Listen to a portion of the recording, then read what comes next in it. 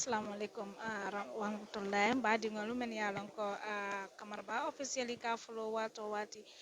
bintal be ali jan national assembly nin kamaraba fongol be jan kal ye lon nyamen doron be men ketana député oti me ye lon ko atelem honorable Fakebba quality ala ya tele minjiyo doya bi ina tana fena national assembly pour ka state funeral kay bi kamaraba official fanan natama be wolto nse timetable ridal yemen yalon ko programme member sotala national assembly bi wala sa 10 o'clock programme mo nyimbe start lale the arrival of the honorable members of national assembly members wal minala talanta nata mita minita nani anin lulula but the arrival of honorable minister or minala 10:15 50 arrival of honorable speaker of national assembly or minala 10:54 party leader minala 10:55 then we have 11 o'clock we have the Honorable Fakebba NL Colley tafana membe kala sabante furo nyintinga be futala na National Assembly sab 11 o'clock inshallah no fanam bataje another sab 11 o'clock Honorable Speaker fanambe opening kala remark kala jam deputy bungoto then um, then 11:10 after 11 honorable Seni Toure menketa adoku monyoti o fanambe diamodo sotola député bungotole no fanam botaji honorable Halifa Sallah molbe yalno ko national assembly la ma fananti afanambe diamodo sotola député bungoto bi ka kumal fay sabante froka ye mellongato no fanam botaji menketa honorable Usainu Daboti United Democratic Party la party leader o fanambe kuma fayla ay melon sabante frewoka then honorable Bakari Kamara fanambe diamodo sotola deputy bungoto Mr. Ngasumana Colley menketa family member ti o fanambe diamla family to yala inshallah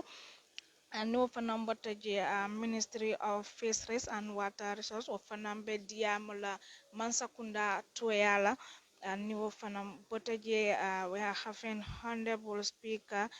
fanamina anin jama abakafula jama ma ibe duwa kala sabanti frewe kali alo nyamen dro mumo be national assembly na bante kana finana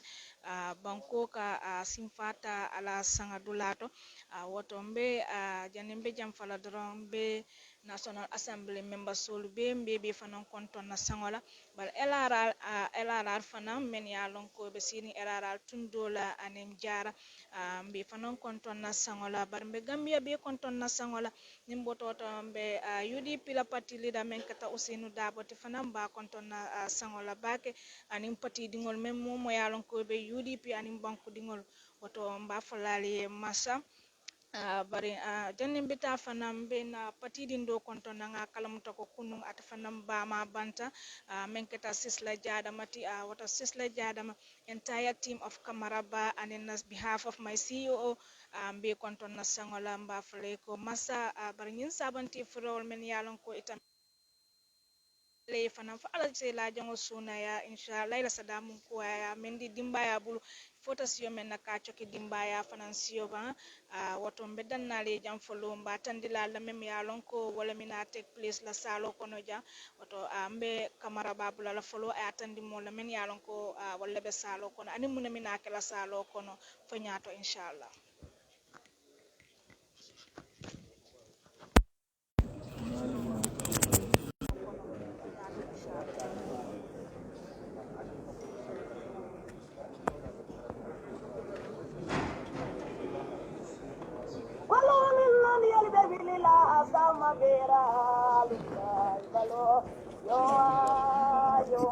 ilele ofla kono charging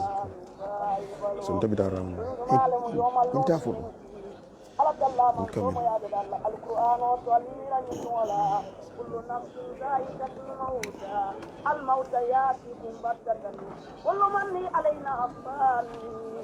إلى ما الجد سايا كنا إلى من تولو سايا تسر لن إلى ما كلنا على تلا من صوم يا بدل القرآن وتعلمنا من تولو ولنا كفاليه فأسبت أنما كلكناكم عبثا من المال داتل وكما وما كلكت الجن والإنس إلا ليعبدوني ما فعلت كلم بكاتل أدمدون من جنولو فانجالت الله سبحانه وتعالى ولن على كالك اتقوا الله من علي سلامت على لقولوا ما صادقين من علي كتونيا فولالتي قولوا قولا سديدا من علي تونيا ففتي علي كنو كما يوم التبلى سرائل منا فما له من قوة ولا نصر كل بوتو بيوم منا موما يمين بارسي لبارو ليتي فولا ويوم يقوم روح نيول بللون بايبالو يوم سامي بيرا لبايبالو يوم سامي بيرا لبايبالو يوم سامي بيرا لبايبالو يكلا باني نمكالي إكايا لكم نبي يوما ويوم يقوم روح دافع لبللون لما يبلو يوما سامي بيرا لما يبلو إيه هنقولوا رمبا توبا بنسولو على تلا من صوم يا بدل القرآن وطو على كل كاريات مالكاريات وما أدراك مالكاريات يوم يكون الناس كالفراش المبثوث وتكون الجبال كونين تولبي بالله كبرو كونو ولم بتابلا بانكو كمون ميلا كومين تمو فاتا ناتول تاتومبولي كترابلا نيامي ادي مادون بالله نيامال بانكو كون الله اكبر wolun to ko bere konko be jaar nyami kurose to ya komi kutandi mun kolu ala talama so mo ya be dalla alquran to wala na ka fali alislamte alala ka tum yawma yakumu ruhu niyol be billale lumay balo yawma sama bera lumay balo ala ikole ko yawma yakumu ruhu niyol bellum lumbai balo yawman sami bera lumbai balo yekila bani ninkale ikaya lako munabe yawman wa yawman yakumu ruhu niyolu bellum lumbai balo yawman sami bera lumbai balo Allahu akbar alkilala hadisu lulamai kila ko aljahal jahilolu zulmatu mil bedi wo kono fi dunya kono man arda dunya na labta dunya la fa alen bil ilm allondo nyini man arda la kiratu na labta la kiro la fa alen bil ilm allondo nyini wala na arabi jalo kumata kala sayyidun arabi jaloko fa in kunta lam takra kunana alman ke karanati walam takunu faiman almanna ke fa amulati famautuka kairin kala saya le fusata hayatuka balwoti daiman komi silmolu nyanta karanna le nal man karan anyanta ke la fa amulale ni wonten allah balwo man fen fusa kan tumun kamala allah famu baliyana allah karam baliyakan akoto ولذلك نعلم الله سوتو بسينور نعمي ونارك باطل وتلو بتنار ولا نعما وجون حياتك في الدنيا ولا الدنيا بلوك حز البايم ونمبي الله بلوك كانينتا محمد بن عبد الله صلى الله تعالى عليه وسلم أكو يوم يقوم روح نيولو بلون بايبلو يوم Sami vera lumai balo Allah ekila mantolu sallallahu taala alaihi wasallam man la yarhamu an-nas la yarhamuhu Allah ala ko nal man bala faño ala taala kate bala fa la yerde wala atina kila sallallahu taala alaihi wasallam aw sita aba fala ummati mun kamala yawmal nusin ko kamala ko yawma yakumu ruhu ni yoli be wililale lumai balo يوما سامي بيرا لباي بلو إكو يوما يقوم روح داتم لبلون لباي بلو يوما سامي بيرا لباي بلو الوضوء يجب علي أن يتودها لأن صلاة لا تصيح من خير الوضوء فوتودى هكذا أولا نقول بسم الله الرحمن الرحيم نويت الوضوء أتالي صلي الصلي قبل أن يصلي جنال بصلى فرائل الوضوء لصلي ولا فرلون منك إلى فرائل الوضوء صلي ولا فرلون سبو أنور ولا لمو أولا فلو أنية على الله أن يولو سنياني كاتو صلوة هتيان ولا صلي وقوما على الله من صلى كلا صلى الله تعالى عليه وسلم برا نورو كنتتا ولما توكيلا من تولو صلى الله تعالى عليه وسلم لنكا ولكم تساون من قوتما كوكيلا نورو كنتتا فاتول عبد الله أدن تابا ما تولنا أميناتي ولم تساو بندالي بيلتا رجنا بندالو بيلتا تلالا نورو للفاتا كرولا نورو للفاتا تلالا نورو سابو كمالا بر إبليس عليه لعنة الله Ibrahim kuma kamu Iblis kampata abe jar la Iblis le matala setanu la to dang tumala ya nyin ka ko mun keta ako noro mu ye noro be timman biya dun ka ba ma ko no temman tuje ko kawulu kila dun na wulo be adama din jamal de kandandila ke duniri arajano ko no ko man di Iblis mun to jawbalati alin hakan musabarla badim musolu ngatunu tolla ya marolu koma na alballa nyum kuma na wallahi musole mari fula le soto ala taala kola musole mari fula nda wala mo tewliti na alballa nyum kuma na alta annabillahi alibata Allah tumo minna jalika yedante annabillahi yusfa yina faye akaye ma haza Allah innahu rabbi alama alayhim kisa nyimbaro law mubaraju malati akaye mariyo wolonte mariyoti albeti nyari mun kamala inna amwalikum fitna dunya na fulokan alimna sanu ala talla man sakallan ke man atudinu ala talla man soma namira yawman sama bera lumbai balo yawma sama bera lumbai balo yakila banyin kale ikayele komune be yawman wa yawma yaqumu ruhu walum munafiqulu walum to hasidolu walum to salibalolu walum to titasitibalolu walum to mususarabalolu walibe sekumbo lumbai balo yawman sami bera lumbai balo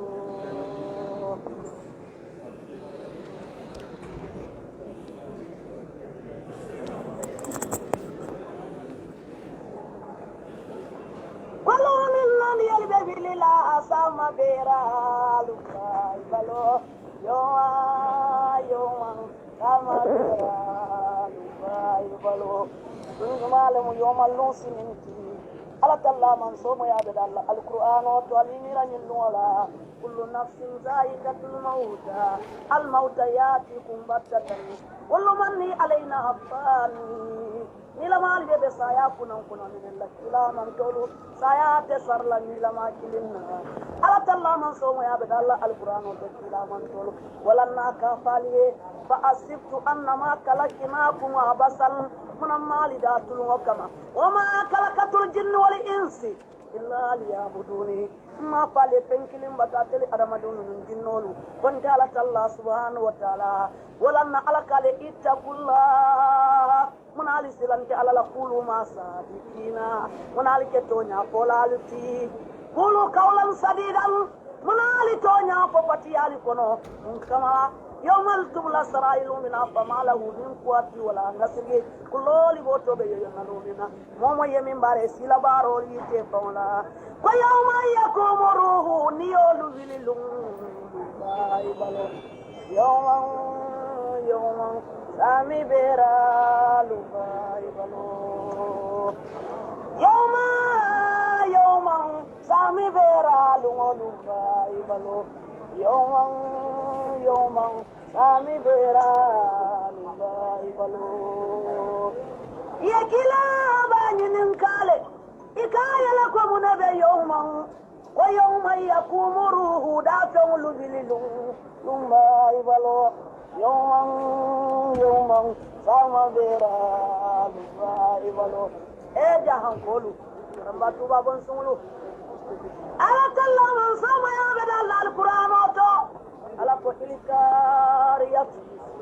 malkariyat وما أدراك ما الكارية يوم يكون الناس كالفراش المبثوث وتكون الجبال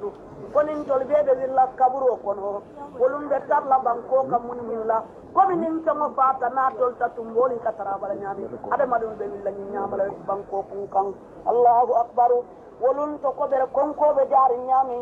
kurose ko ya komi kutandi mun kolu ala talama so mo ya be dalla alquran to wala na ka fali alisilante alala ka tun yawma yaqumu ruhu ni olbe hillale lumba ibalo yawma sama bera lumba ibalo ala ikole ko yawma yaqumu ruhu ni olbe lumbai balo yong sami bera lumbai balo yekila banyinin kale ikaya la ko munabe yawman ko yawma yaqumu ruhu niyolu bellum lumbai balo yawman sami bera lumbai balo Allahu akbar alkilala hadisul lamai kila ko al jahilolu zulmatu mil beti wo kono fi dunya kono man arda dunya na labta dunya la fa alen bil ilm allando ni man arda la kiratu na labta la kirola fa alen bil ilm allando ni wala na arabi jalo kumata kala sayyidun arabi jalo ko wa in kunta lam takra nana al man karanati ولم تكونوا فاهما المنات فأمولاتي فموتك كيد كلا سايا لفساك حياتك بلوتي دائما كمثل المولو ينتكرن لنال منكرن أجنتك لفامولاتي يوانتن الله بلو من تنكسا كنتم كمالا الله فامو بليان الله كرم بلياكن أقوتو ولذلك نعلم الله سوتو بسين ورنيامي ونهارك باطل باطلو بتنيار ولا نياما وجون حياتك في الدنيا ولا الدنيا بلوك أجبائه ونمبي عند بلولك أنت محمد بن عبد الله صلى الله تعالى عليه وسلم أكو يوم يقوم روح نيول بلول البايبلو يوم سامي بيرا البايبلو الله اكي لا من تولو صلى الله تعالى عليه وسلم من لا يرحم الناس لا يرحمه الله على كنا من بلا فانيو على تعالى كاتب بلا فالا لي ولكن كلا صلى الله تعالى عليه وسلم او سيتا ابا امتي كما لا يوم النوسين وكما ويوم يقوم روح نيول بالليل ثم يبلو يوما سامي ديرا يبلو iko yoma yakumu ruhu da tawlu bililum lumai balo yoma sami bera lumai balo الوضوء يجب علي أن يتودها لأن الصلاة لا تصح من خير الوضوء فوتودها هكذا أولا نقول بسم الله الرحمن الرحيم نويت الوضوء أكالي صلي قبل أن يصلي جنال بصلى فرائل الأدوى لصلي ولا فرلوك إلى فرائل الأدوى صلي ولا فرلوك سبو أنور ولا لبو أولا فلو أنية على الله من يولو سنياني كاتو صلوة حسيان ولا صلي يقوما على الله من صلى كلا صلى الله عليه وسلم برالا نورو كنتتا ولما توكلا من يولو صلى الله عليه وسلم لنكا ولكم تسمون من قوتما كتلا لا نورو كنتتا فاتول عبد الله أدن تابا ما تولنا أميناتي ولم تسمون بندال بيلتا رجنا بندال بيلتا تلا لا نورو لفاتا karola noro lula fata kilala noro sabo kamala bari iblis alayhi lanatullah Ibrahim kuma kamu iblis kampata abe jarjarla iblis le matala setanu la dan kumala ya yin ka ko mun keta akonoro mu yenoro je man biya dun jaba ma kono temman tuje ko kawru kila dun la wulo be adama din jamal de kandandila ke dun ni arajano kono ko man di iblis mun tolu jawbalati alin ken musabar la timma din musulu ngatunu tolla ya marolu koma na alballa ni kuma na wallahi musole mari kula le soto ala taala kola musole mari kula nda wala mo tewli na alballa ni kuma na alta akabillahi alibata walla tumo minna jalika yedante annabillahi yusfa yina baye akaye ma hazallahu innahu rabbi alama alayen kisa nyambaro la mubarak maliki akaye mario wolonte marioti wala moy kutuke wolonte marioti kata tele insal ahsanul maswaya ayenna sabati biladi kirali beto belli ako wala kutumu sonten wote kuke nola mina ya itanni kwantal musol mu ko man ko talin atunu ke wala ya marolu ko man min kamala yawman sama bera ibalo yawman sami bera ibalo alin lungo wo sinu badi misil molu ko sai molu siyol man siya sai molu jatolu man kende ya molu man nala ala talla man sakallan kela badi ya albeti nyari sino ya albeti nyari mun kamala inna amwalikum fitna dunya na fulo kan alin sonu ala talla man sakallan ke man atudinu ala talla man soma ngamira yawman sama bera lumbai balo yawma sama bera lumbai balo yakila banyin kale ikayela komune be yawman wa yawma yaqumu ruhu walum munafiqulu walum to hasidolu walum to salibalolu walum to tikasitibalolu walum to mususarabalolu walibe sekumbo lumbai balo yawman sami bera lumbai balo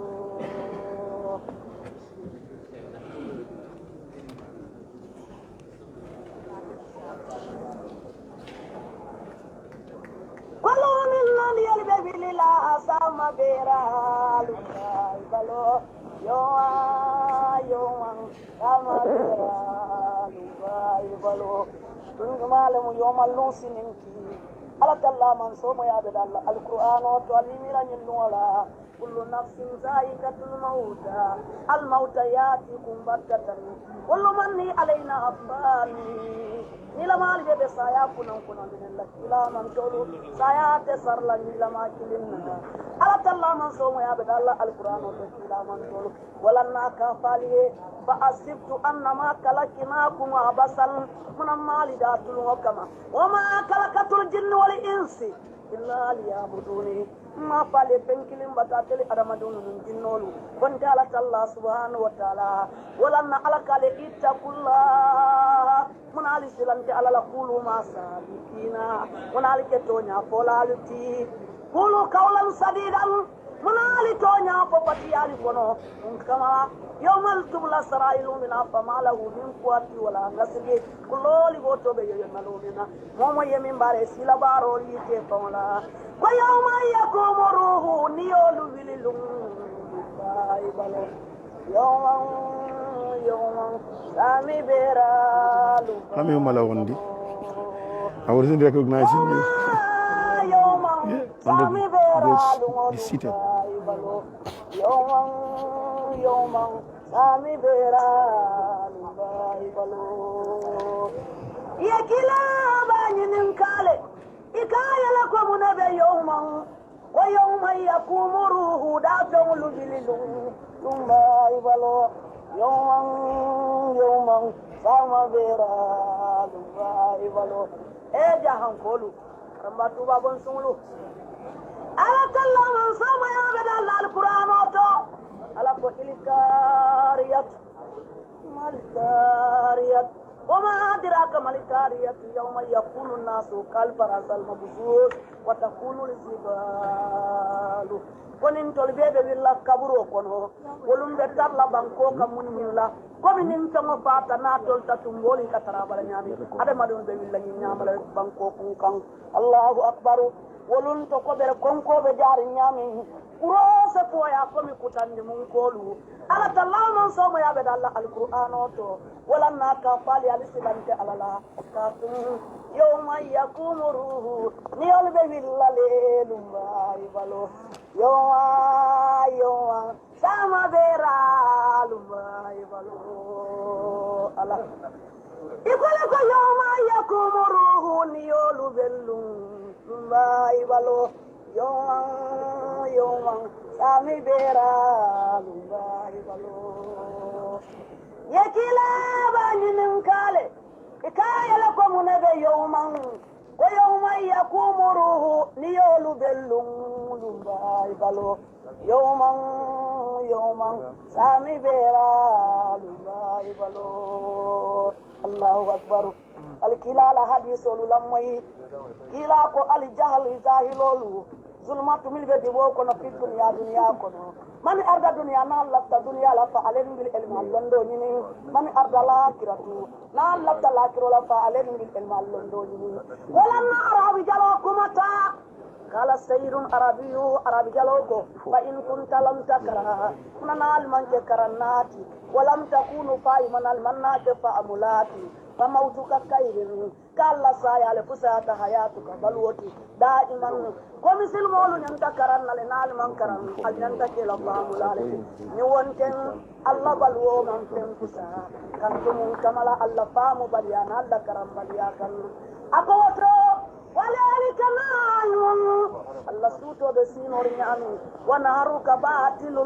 قتلوا بتنار ولا نياما وجعل حياتك في الدنيا ولا الدنيا بلوك حزب البايم ونمبي أن لبلوك كانيانتا محمد بن عبد الله صلى الله تعالى عليه وسلم أكو يوم يقوم روح نيول بلول بايبلو يوم سامي بيرا بايبلو الله eki la man tolu sallallahu ta'ala alayhi wa sallama man la yarhamu an-nas la yarhamuhu Allah ala ko nani man bala faño ala ta'ala kate bala fala yerde wala yatina kila sallallahu ta'ala alayhi wa sallama aw sita aba qala ummati kama la yawmal muslimin ko kama wa yawma yaqumu ruhu ni yolde wililale thumma ibalo yawman sami bera thumma ibalo iko yawma yakumu ruhu da tawlu bililum ibalo yawma sami bera tanna video jibi ya an yatawaddaha li anna salati la tasihu you can't watch my video fawatawaddaha kaza awalan yaqulu bismillahir rahmanir rahim nawaitu wudu akali sali al-sali lafta purkata si mon min ka so sa start even fara'il udwal sajjola farlika ila ko fara'il udwal sajjola farlu sabu anwaru lalebu awalan folo an ala Allah ngani yolu senian ka to salo ta sayano la salliyo ala tallama sallallahu ta'ala alayhi wa sallama birala noro kunjita walungo to tila man tolu sallallahu ta'ala alayhi wa sallama lenka wole kumata sabu ko tilala noro kunjita fatole abdallahi adunta ba ma tolonna aminatu won to sabu ndali be yeleta illo ni nyinta ni so space tilala noro lula fata karola noro lula fata tilala noro sabu kamala bari iblis alayhi lanatullah biraye ñun kuma kam iblis kam fata abe jarjarla iblis le makala setan forget about the food then now we start our talk ako noro mu ye noro be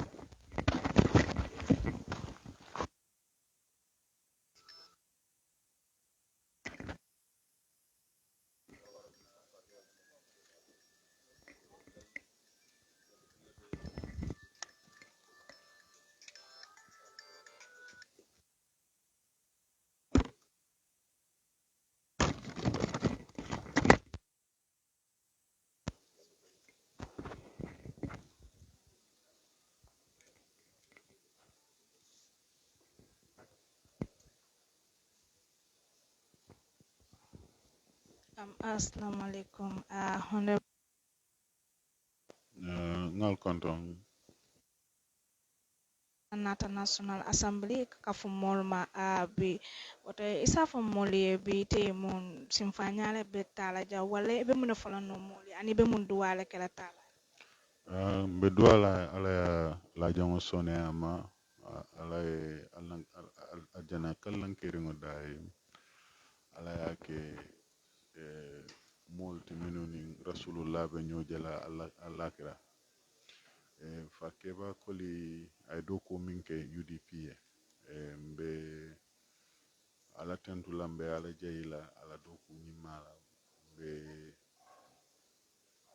pati leader fanan ba konton na sangola paski akuke nyomolem woti ito letata bunjawola wati killing birin UDP lota hani bi abala kuoto alafta pati yoita nyato ave doko la aketa député oti no miyalon ko mobe anisa keno paski bi mobe le nata jang pour kana sango konton pour ka kafuje bari nyimmul neti miyalon ko diamo ate siala ate jamfala be ala tentula bake ala doku wala anala limania anala wakilo paski patio mi yalon ko sanji monni lula be sanji monni fulabe kelo kono ite man pisali imam boje wo mum molati mi yalon ko dan kene ya mole andum be duwala ala aljana kallanke o dae ala kaburo e nora ay ke moti mi yalon kan rasulullah be nyojela lakira abaraka baka hono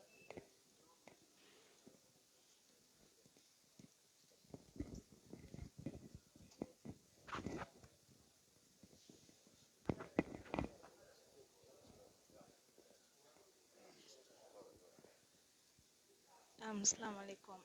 honorable cham ni ngay konton FO honorable ngaji fanan nata deputy bu moto bi muna moy tala na ko moti nen na ko le jan ni ko yalla soto dama yana ko kiyan ni ko yalla ko to ma wala banda mon keda Fakebba quality kiyan wasa député o be mo kiyan dingol ding ko tolan dum be da kafare ko ni ko ya wala be si jambe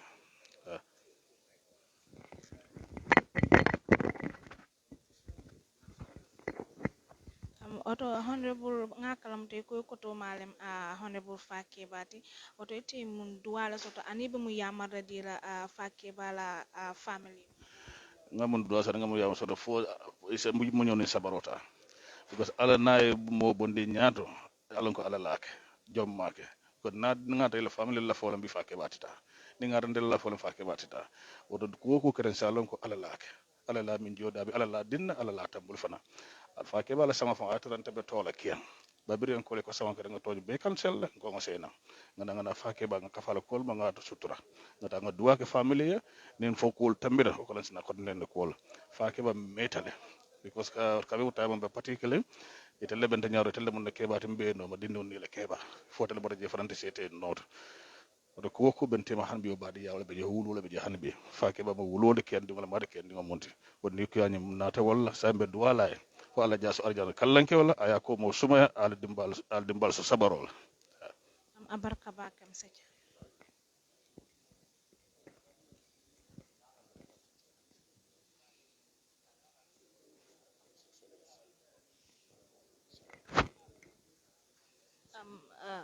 assalamu alaikum his excellency Mr. Yeah, honorable ngaje bi ta fana nata kafu jamama national assembly kana duwa ke lead honorable ya woto ta fana mun soto be men fala no late honorable ala bangoy mo bele tenang bari ngomi patiola history long ya long ay role ba men play from the beginning up to gira banta ta momin parti be dunkan ku diminna loto atemin was always an party leader honorable Seydou Dabo about Dala about Doko ke nene man discourage wala atina bi mo membe nata bota party to bota other groups nyolto natale kala sobe ya yitandi andu ya nati nying mem ko National Assembly o be kala lesson balati pour mo be ni mo molati men keleta la banko ye keleta la party leader ye keleta pour ka jeko dignity and democracy soto nyim banko kan so be duala ye an ala family be andum fanan menu tutan tol men be koma si example ota ate menke pour parti ye anim pour banko ye Abarka bake Seju.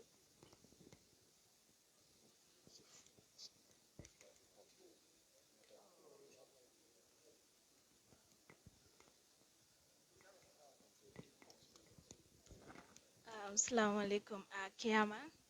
Kiama ni konton kamaraba official naji pana national assembly to be kana mabe honorable Colley la sutura roto woto andunga kalam to fanan ko atolle be tundu kilin wala ila dipita walam woto ite be mun fala moli ani be mun ya marla soto be men di la family mol baraka bake kamaraba official nte to mulandin bi sanalti chairman Mansakongo area council anim fanan nte mu kian kolti mbota LRR le honorable Fakebba Colley mbe menna siyoto jambi men sangoto kenoto mbadi ngolamu ndoku nyolam nte bota dula kilin comme ya fa nyamen constituency kilo ntela député walam ntama la chairman ote yo ntela politiko fanan atela tamandi because ntebe na wato men atele mu UDP la campaign manager te adun mina wato men fanan atele fanan LRR atele na campaign oke yo bari badi ala karola suti ala bata nyola la because na sate fulol le mu kilint yo mbeme fola wala mu nyinti ko mo kende ba mo me alon ko kilta tonyala adun aka tonya fanan fo adun misilime kendolam anin fana ala banko kanule wo amanjara dungo kono Gambia be o lonne dunia be alonne ko Fakebba ay ala banko kanule aya badiŋol kanule ay banko diŋol kanule yo wo keta ñamen ñama wo yitanta kena balto Fakebba lotala ay keloke fa ay banko bondi ka londi silo ka me alon ko wala ñinti ko banko mol si fan soto banko mol si nidiya soto banko si sutro soto banko si kayro soto adon ayo kelele kene bato amake kullo kono ake kene balto adon ala dema anim menu kafta nyoma loya usen dabula nyaton kaya koto wonata kele nyanna kele nyamen woto kamala umtaman sir kendolti banku kanomu misilme alti misilme akono le woto mbe men fola mole wala munyinti kon si Fakebba nyulu mon men boko Fakebba ke sinota kabula noma because wala mu banko e kayroti banko mole nyokanu yela banko kanu yelo misilme kan yelo tonya kan Fakebba belori nyina kan amanya man siya abuka mo detandi amang hadume amang hadume amang hadume handomanding so ni be wolon na ni na be do ko kono ite Fakebba jela komen ay lafi foya ya foka ay lafi tambire wala wadu mu misilme kono ku sahari mbalti hadamadi me alon ko wasata nama wasanun ase ku jamake yo bari kabirin ala kelo wato bata akoleyata nyawnyang fentabulu bara muta ala muta damendo adum bi ntol men yalan ko mba ko ntol men dindi wolde nka nganya ala walla mfota ala bi bari ninga mira ala baro la nala katwa men ko banko nka sondomo juso kala so be mon fola dindi wolye anin banko molo anen badi wol be Fakebba se duwaye fo ala sake aso arjana kelno asa komos fanan ala siya sutura a bota damento nge ala si je sone andinye mbe wole nyini la mol bulo okay abarka bake Kiama.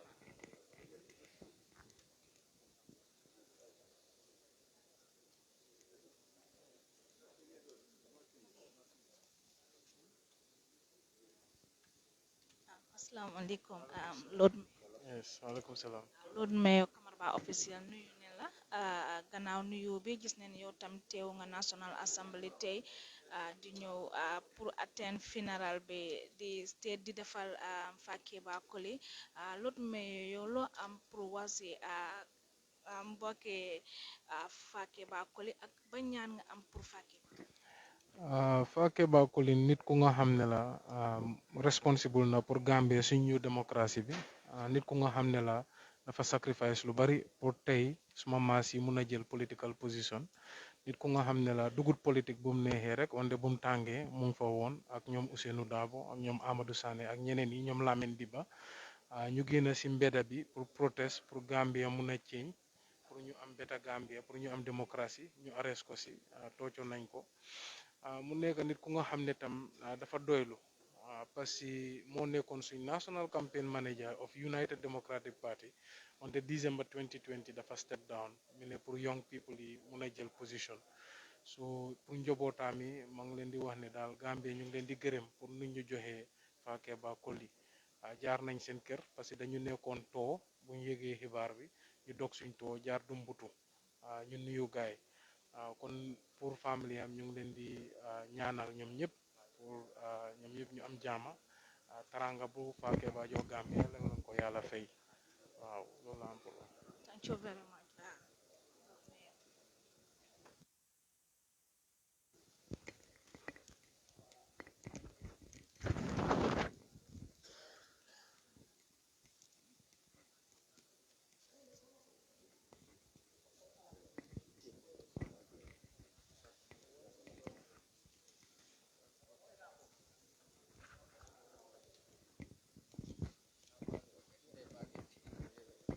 Assalamualaikum ba Ousseynou ngi kon ngejo ba Ousseynou ngaje bi fanan nata kafu jamama National Assembly na kala mutandiro fanan futata joko iterima e kafu nyoma menketa honorable Fakebba Colley bi wole yela kala mutu fanan nata je ite mun kumala soto ani yemuna lom Fakebba Colley to Fakebba ngalong sanji mo wani ludo yin sanji mo wani ludo kono kunun kolomo ko kuntuntan natema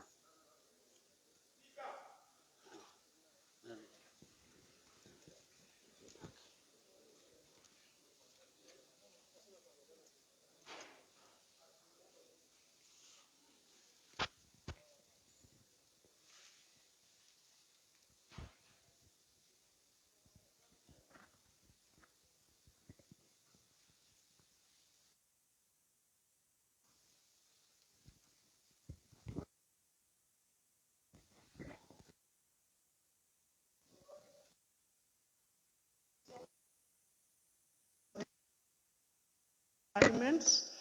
for the welfare of society and just government of men. We beseech thee to behold with thy abundant favor as thy servants, whom thou hast been pleased to call to the performance of important trusts in this land. Let thy blessing descend upon us here in this house assembled. Grant us that we may treat and consider all matters that shall come under our deliberation in so just and faithful a manner, to promote thy honor and glory, to advance the peace, prosperity, and welfare of this country and of those whose interests thou hast committed to our charge. Amen. Good morning.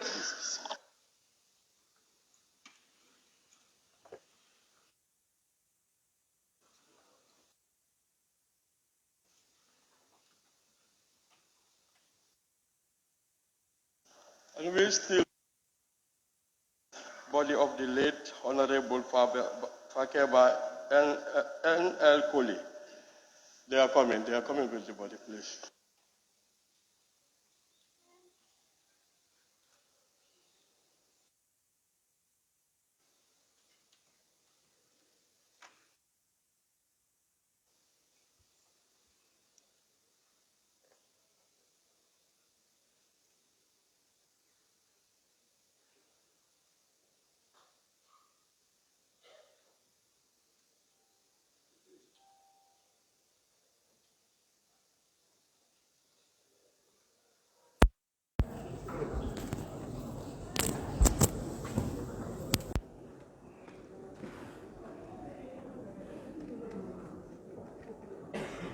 Lungo wo sinu dikina munali ketonya polaluti kulu kaulan sadidan munali tonya popati ali kono kama yawmal tubla sarailu min afamalahu min quwwati wala nasri kuloli boto be yo nalumina momo yemin bare sila baro yite fawla wa yawma yakumu ruhu niyolu wililum dai balo yawman sami bera lubai balo Check the sounds. yawman sami bera lubai balo yawman sami bera lubai balo yekila banyinin kale ikaya la ko munabe yawman wa yawma yakumu ruhu da tawlu bililum lubai balo yawman sama bera lubai balo jahan kolu ramba tuba bon sunglu ala kallama sama ya bada alquran to ala ko ilkariyat malkariyat وما أدراك ما الكارية يوم يكون الناس كالفراش المبثوث وتكون الجبال konin tol bebe willa kaburo kono wolum be tarla banko kam mun la komi nin tango fata na tol tatumboli katara bala nyami ade madum be willa nyamala banko kun kan Allahu akbar wolum to ko bere konko be jari nyami urose foya komi kutandi mun kolu ala talama so mo yabe dalla alquran to wala na ka fali alisilante alala katun yawma yakumu ruhu niyol be willa lelum bay balo yawma sama bera lumay balo ala ikola ko yawma yakumu ruhu niyolu bellum lumay balo yawma sami bera lumay balo yekila banyinin kale ikaya la ko munabe yawman ko yawma yakumu ruhu niyolu bellum lumay balo yawman sami bera lumay balo Allahu akbar alkila la hadisul lamay kila ko al jahl zahilolu zulmatu mil be dibo ko no dunya kono man arda dunya na lafta dunya la fa alen bil ilm londo ni man arda la kiratu na lafta la kiro la fa alen bil ilm londo ni wala na arabi jalo kumata kala sayyidun arabiyyu لم تكره نال من كرنات ولم تكون فاهما المنات فأمولاتي فموتك كير قال سايا لفسات حياتك بلوتي دائما كمثل مولو ينتكرن لنال من كرن أجنتك لفامولاتي نيوانتن الله بلو من تنفسا كنتم كملا الله فام بليانا الله كرم بليانا أقوتو ولذلك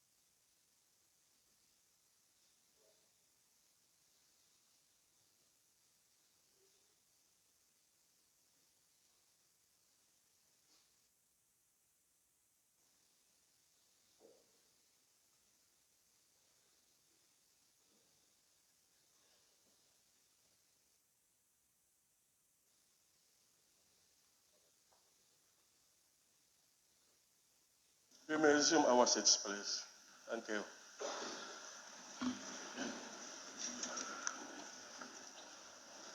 Honorable Speaker, members of the National Assembly, cabinet ministers here in present, friends and family members of the deceased, distinguished guests, mourners in the gallery, the press, I stand on existing protocols. My office was deeply grieved and saddened with the news of the passing of Honorable Fakebba NL Colley when it was received. Personally, I took time before I could process the realities of this information. Recalling the last time we shared pleasantry with him here in the assembly a few days earlier, I and my staff were completely devastated.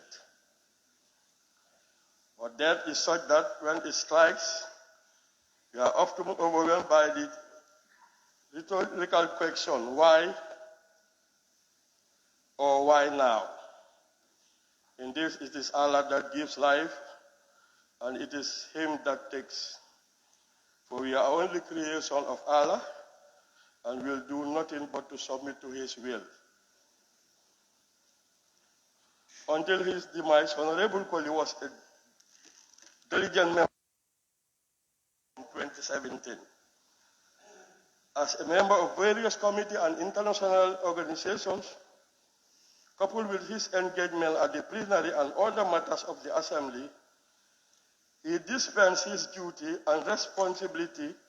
with impeccable distinction, integrity, and honor. He was almost faultless to the core and has enormous respect and regards for the people that he crossed paths with, most especially my staff, the staff of the National Assembly. His commitment and dedication to duty were beyond reproach. He served with passion and integrity. Honorable Colley will be deeply missed. We pray that Allah forgive him for his shortcomings, wipe off his sins, accept his good deeds, and admit him in the highest station in Jannatul Firdaus. On this note, please permit me to invite the Honorable Speaker to deliver her tribute.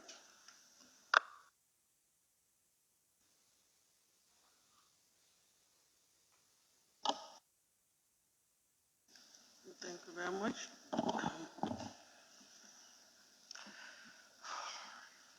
Honorable members of this August Assembly, honorable ministers herein present, the Secretary General and Head of the Civil Service or his representative, honorable members of the Diplomatic and Consular Corps, widow and distinguished members of the bereaved family, service chiefs herein present, the Lord Mayors of Banjul and Kanifing Municipality, senior government officials, leaders of political parties herein present, venerable religious leaders, members of the press, ladies and gentlemen, all other protocols duly and respectfully observed. Before I give my tribute, may I ask kindly that we all rise to observe a minute's silence.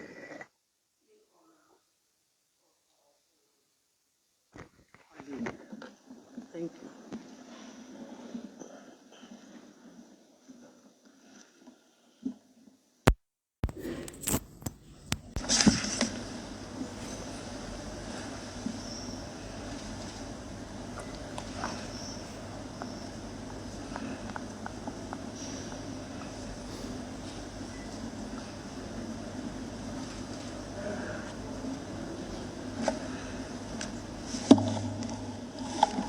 Thank you very much. May his soul rest in perfect peace.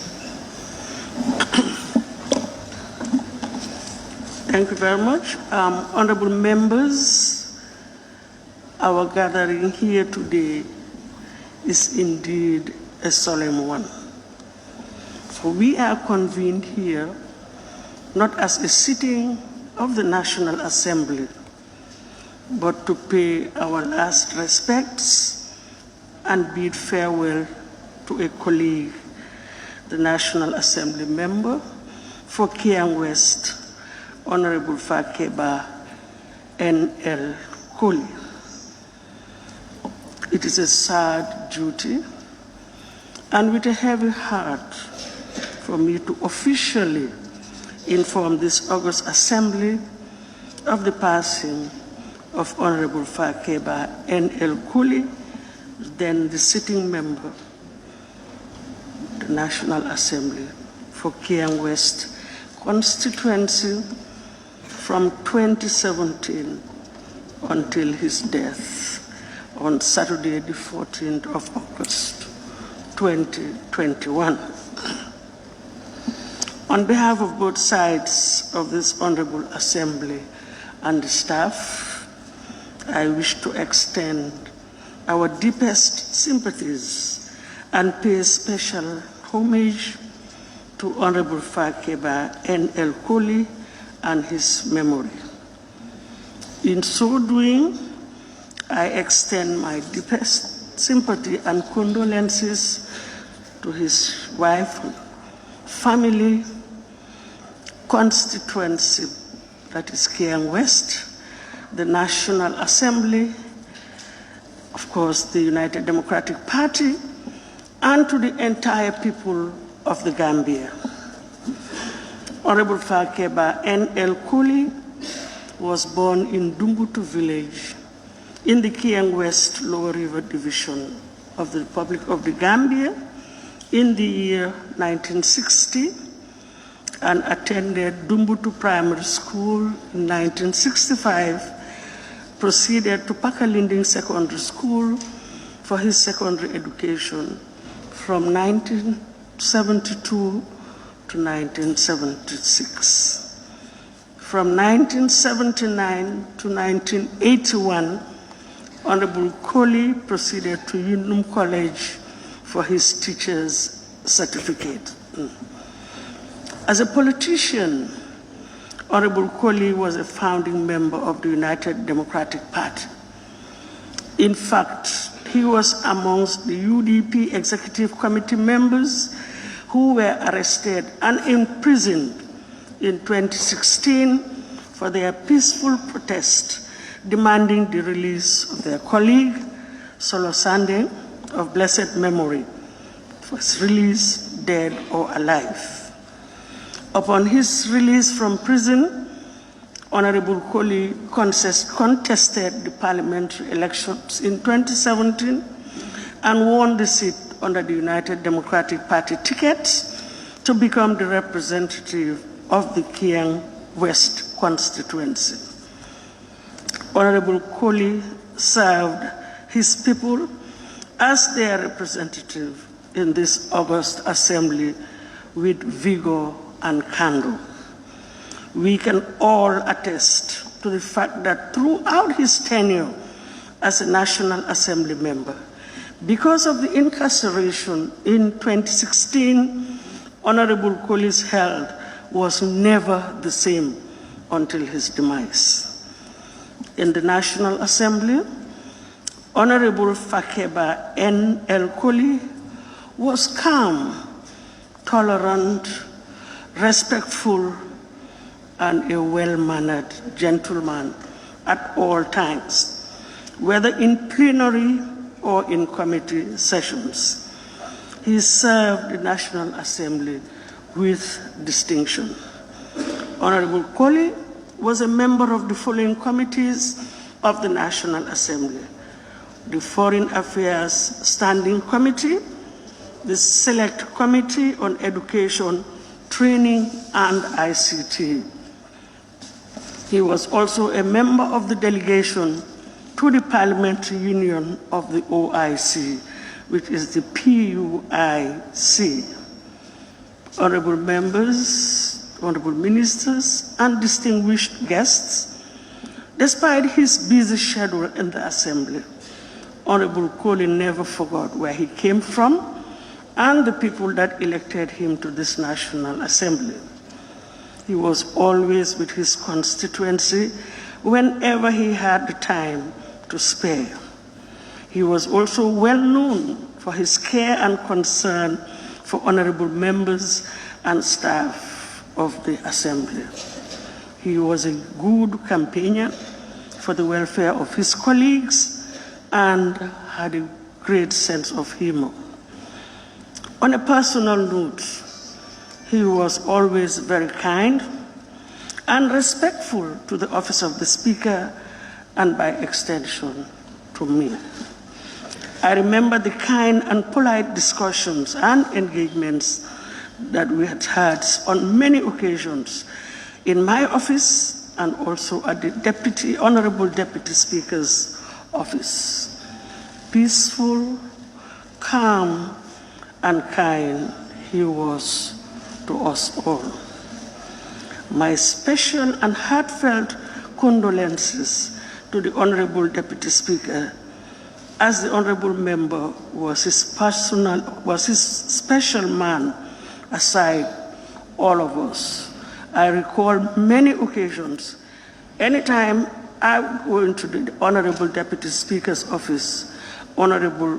Fakebba Colley would be there. Once again, on behalf of the entire honorable members of this August Assembly, the staff, and on my own behalf, I'll extend our sincere condolences again to the family of the late Honorable Fakebba NL Colley here in Lade, and offer our prayers. As we pay our last respects to Honorable Colley, we wish to thank him for all the endless services, sacrifices rendered to this Assembly and the nation at large. I pray that Allah subhanahu wa ta'ala forgive and grant Honorable Colley here in Lade before us the highest place in Jannatul Firdaus. May Allah also grant his family, children, constituency, and the nation at large the fortitude to bear this great loss. Amen. And I thank you all for your kind attention. Thank you. Thank you, Honorable Speaker. Next on the list, may I invite the Honorable Seni Toure to make his tribute on behalf of the majority side.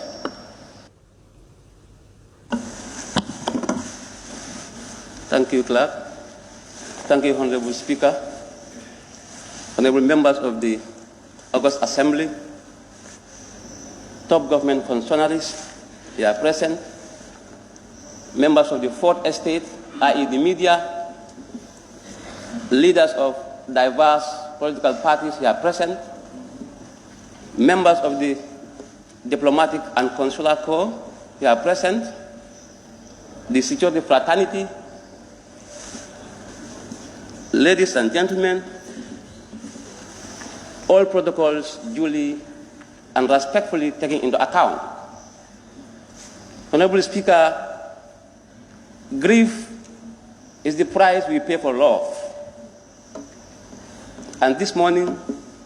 we are gathered here in these hallowed chambers to grieve over the irreparable loss of a dear colleague. Well, Honorable Speaker, we are equally gathered here to celebrate his rich life. Honorable Speaker, I have been given a Herculean task, that is to pay my last respect on behalf of my honorable colleagues, especially the majority group. Honorable Speaker, when God has created human beings, they are endowed with faculties Honorable Speaker, and as a result of our faculties, God has given us options. Option A, from the cradle to the grave. Yes. You have a piece of paper as clean as a newly minted coin or note. You are at liberty as a human being, Honorable Speaker, to write something that will be considered as an indelible footprint on the sands of time. And you are also at liberty to leave your slate empty, whereby there will be no trace. Honorable Speaker, all of you can bear me witness that here lies in state our very own colleague and comrade in the passing of Honorable Fakebba NL Colley, member for Kiang West constituency. Honorable Speaker, here lies in state a gentleman of the finest African tradition. Here lies in state a gentleman from soul to crown. Honorable Speaker, here lies in state a gentleman par excellence. Honorable Speaker, Honorable Colley was everybody's friend. Honorable Speaker, Honorable Colley's persona reads gentle, humble, consistent, God-fearing, and straightforward. Honorable Speaker, Honorable Colley's persona reads again nation builder, bridge builder. Honorable Speaker, the people of Kiang West are not alone in this sadness. The whole nation is devastated as a result of Honorable Colley's unblemished and untainted and undiluted attitude. Therefore, it is fitting to put on record that we have lost a great servant of the country, that we have also lost a freedom fighter. Honorable Speaker, just to go back to memory lane, this gentleman of the finest African tradition laid his life for this country to be taken out of the woods. Therefore, Honorable Speaker, the lot is on us to thank Honorable Colley profusely for what he stood for and for what he lived. Honorable Speaker, to cut a long story short, we are devastated. But God, the omnipotent and most clement, will certainly take Honorable Colley's soul to the highest Jannah. I have no doubt in that, because he worked for it. He worked assiduously to enthrone. He worked assiduously to destool and install the system change that we have now. He was part and parcel of the system change. He contributed in no small measure in bringing the newfound democracy that we are enjoying today. Therefore, Honorable Speaker, on behalf of both sides of the aisle, I wish to tender my heartfelt commiseration to the family, friends, and loved ones, and most especially the region he hails from, that is the LRR. We lost a great man, and we lost a great unifier. May God bless Honorable Colley's soul in Jannatul Firdaus. Thank you. Thank you, Honorable. Next on the list is Honorable Halifa Saleh for the minority group. Honorable, you have the floor.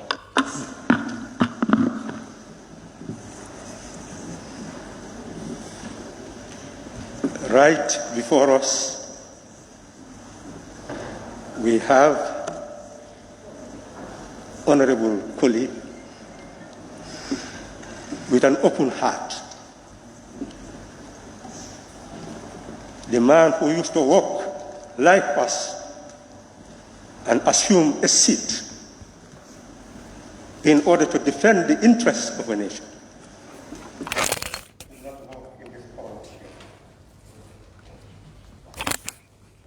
The mouth that could speak to defend that interest cannot speak today. And we are here for a purpose. Birth is a passage into life. Death is a passage outside of life.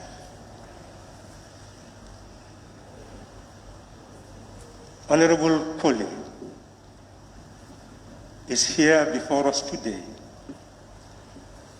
because of constitutional legitimacy, because of electoral legitimacy. He stood and demanded the authority of the people to be transferred to him so that he can speak on their behalf in this National Assembly. That authority is what makes him the important personality that he is. He is being given a state funeral because he is a member of one of the most important institutions of the land. He is a son of the land who ought to get the respect that he deserves. But all of us here will not stand here today just to talk for its sake. If voices could capture the grief in the hearts of members of this National Assembly today, we may stay here longer than is necessary. We may forget why we are here. Honorable Colley has shown that a National Assembly member is governed by the dictate of conscience and national interest. And in this National Assembly, we all witness how he spoke about the shortcomings of his own constituency. And you can see his eyes flash whenever any development is promised for that constituency. Because of the background of being a teacher, one can see that he was constantly interested in facts, constantly making inquiries, constantly participated in all debates in order to speak his mind. He had conviction and did not bother too much about differences in opinions. All colleagues are quite aware that Honorable Colley will rush to grip your hand before you even go to do the same for him. And that's for everybody. It means that he saw this National Assembly as a body of honorable, gentle persons who are here for the same purpose and who should show respect for each other and therefore get the respect that one deserves. The members told me to convey to his family members, his party leaders, that this gentleman has served the purpose for which he was elected in this National Assembly. He has shown his sense of humility, his sense of openness, his sense of conviction that no one doubts. And today we are all assembled here as a nation because of him. This is our final engagement with the son of the land. The whole nation is here. The executive is here. The legislature is here. The judiciary is here. The whole international community is here. Today, the members want me to convey to all those who are here present that this tradition of having this state funeral is meant to draw lessons for all National Assembly members to gather the vital lessons. That whatever we do to serve is what helps others to understand what we ought to do to serve our nation and people. Today, as we finally depart, Honorable Colley is going into another world,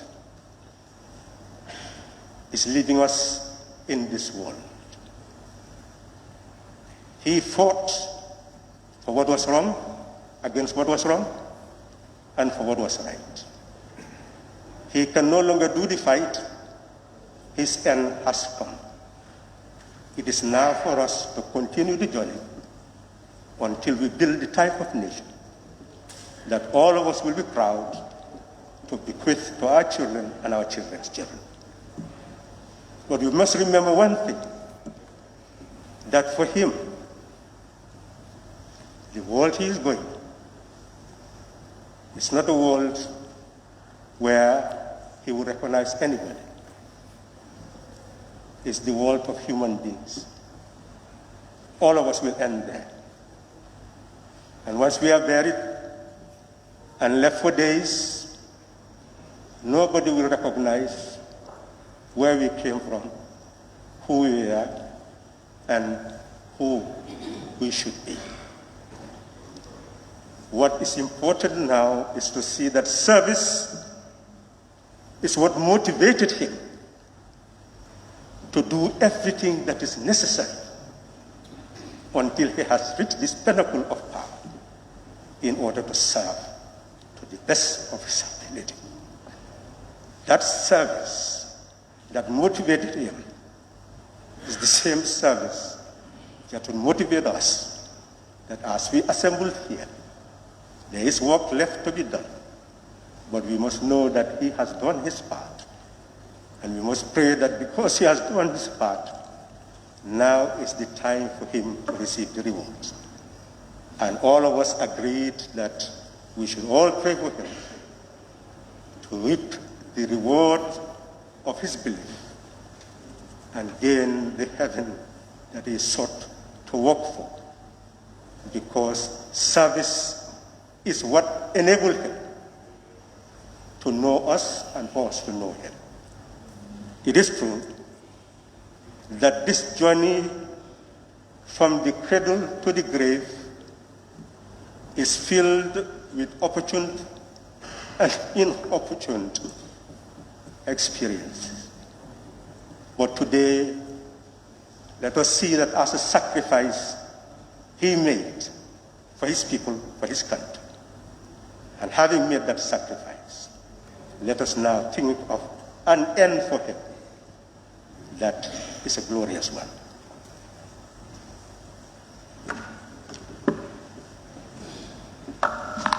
Thank you, Honorable. May I now have the honor to invite Honorable Ousainou Darboe, Secretary General and leader of the United Democratic Party, to deliver his tribute.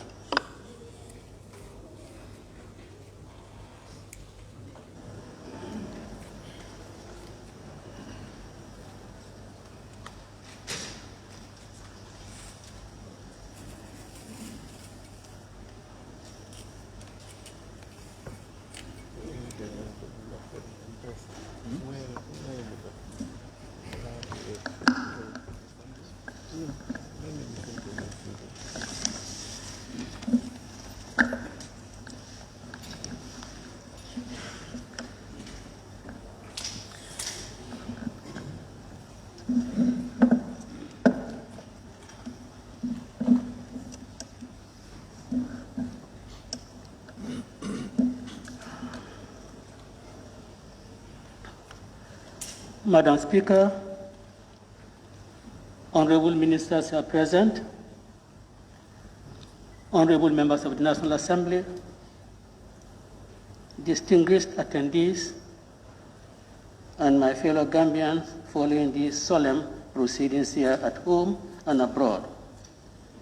We are gathered here today to remember, mourn, and celebrate and bid farewell to Honorable Fakebba Colley of Kiang West. To know Fakebba, as I had the honor of doing for more than 2.5 decades, is a remarkable privilege that I will cherish for the rest of my life. The life he lived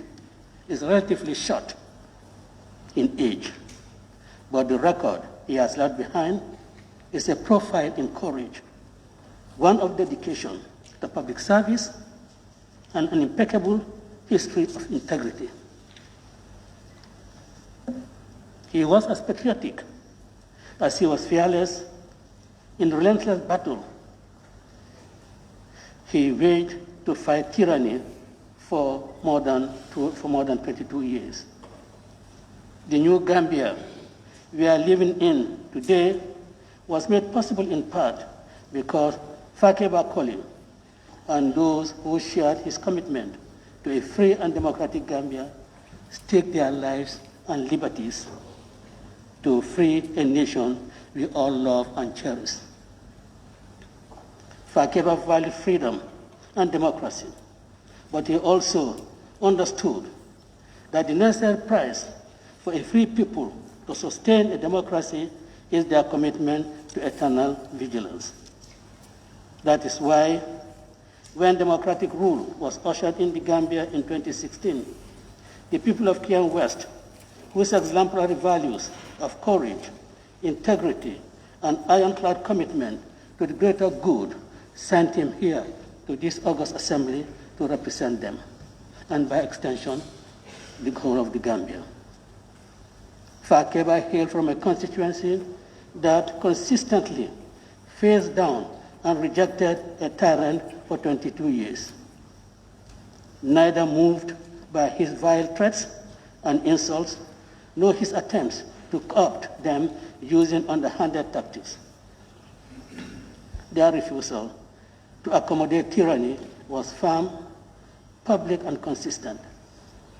Throughout that period, Fakebba was at the front of the battle as a founding member of the United Democratic Party. He was one of the pioneers of the youth wing of our party, helping build their branches with the late colleagues like Single Nyasi, Lamin Moro, Kere Fati, and Solo Sanden, among many. In every capacity he served in the party, he worked hard. He was selfless in the pursuit of objectives of the party and had an excellent team spirit.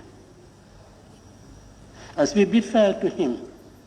to this remarkable public servant,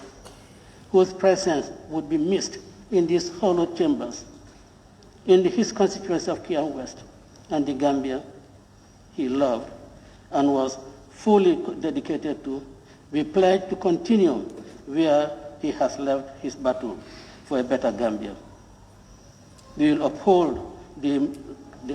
admirable Kianjula Fari values of honesty, integrity, and courage in the pursuit of what is right for the Gambia and all its diverse people.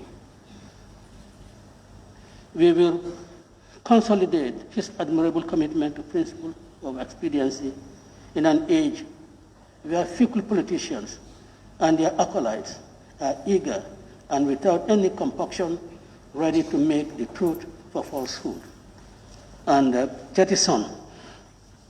the trust the voters bestowed on them when they sought a mandate in pursuit of selfless personal gains. Madam Speaker, honorable members, honorable ministers of the National Assembly, and my fellow Gambians, a grateful nation bids farewell to one of its best. Our deepest condolences to the immediate and extended family of Honorable Fakebba. Honorable Speaker, if those who died before us could receive their colleagues and their friends, today, Lamarong, Jerefati, Solo Sandang, Single Nyasi, Lamin Dambundiba will give a hearty welcome to their colleague, Fakebba Colley. May Allah grant him Jannah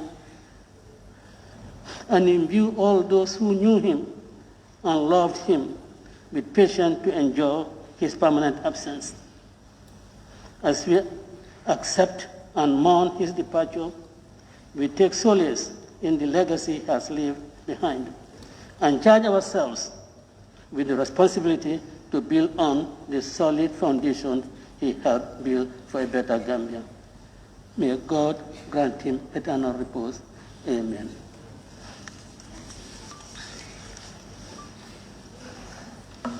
Thank you, Honorable. Thank you very much. Next on the list is Honorable Bakari Kamara,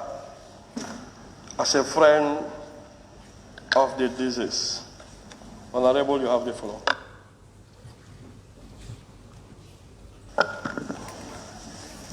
Honorable Speaker, honorable colleagues, honorable cabinet ministers here present, friends and family members of the deceased, the people of Kiang West constituency, distinguished guests and mourners in the gallery. Please permit me to stand on existing protocols. Honorable Speaker, the news of the death of Honorable Fakebba NL Colley truly left me devastated. I was shocked and devastated not only because he was a colleague, but because he was actually a family relative, and my uncle for that matter. Until death did it worst, Honorable Colley was a family friend and a good mentor of mine, with whom I have shared so many of my inner secrets, wishes, and aspirations. He advised based on his wide range of knowledge and experience, had helped me go through tests and come out tough. As a colleague at the National Assembly, I found working with Honorable Colley even more rewarding as our existing relation got us closer to each other in the course of our work. Apart from sharing sessions with him at the plenary, we are all members of Standing Committee on Foreign Affairs. Many of my colleagues here will attest to the fact that his personal opinions and ideas have oftentimes culminated into a lot of important, critical, and decision-taking, especially at committee levels. As a man who hailed from a highly revised religious family and community in Kiang, his piousness and religious sanctity could not have been in doubt. and this is highly manifested in his work. He carried his responsibility with utmost fear of Allah. Honorable Colley was fully aware of this day would come, and that a day of reckoning would also come. For this reason, he gave his best in whatever he did and for the people he served. He was a father of 9 and a responsible representative of the people. For whoever he had worked and advised, Honorable Colley had always emphasized giving back and spending on family, relatives, and people that we represent. This has been the cornerstone of his life. He had not only lived for the people of Kiang West, but for the entire country, including the community where he resided, that is Nemankunku. On this note, I wish to join my honorable colleague, honorable National Assembly members, who are all equally shocked and saddened, to extend my deepest condolences to his family, the people of Kiang West, the United Democratic Party, and the country as a whole.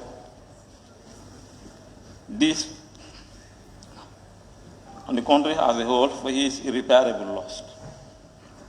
I pray that Allah in his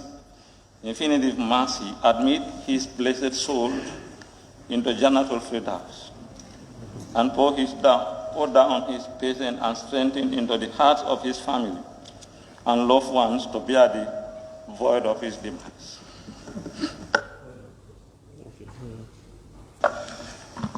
Thank you, Honorable. On behalf of the family, we now invite Mr. Ansumana Colley to deliver his tribute.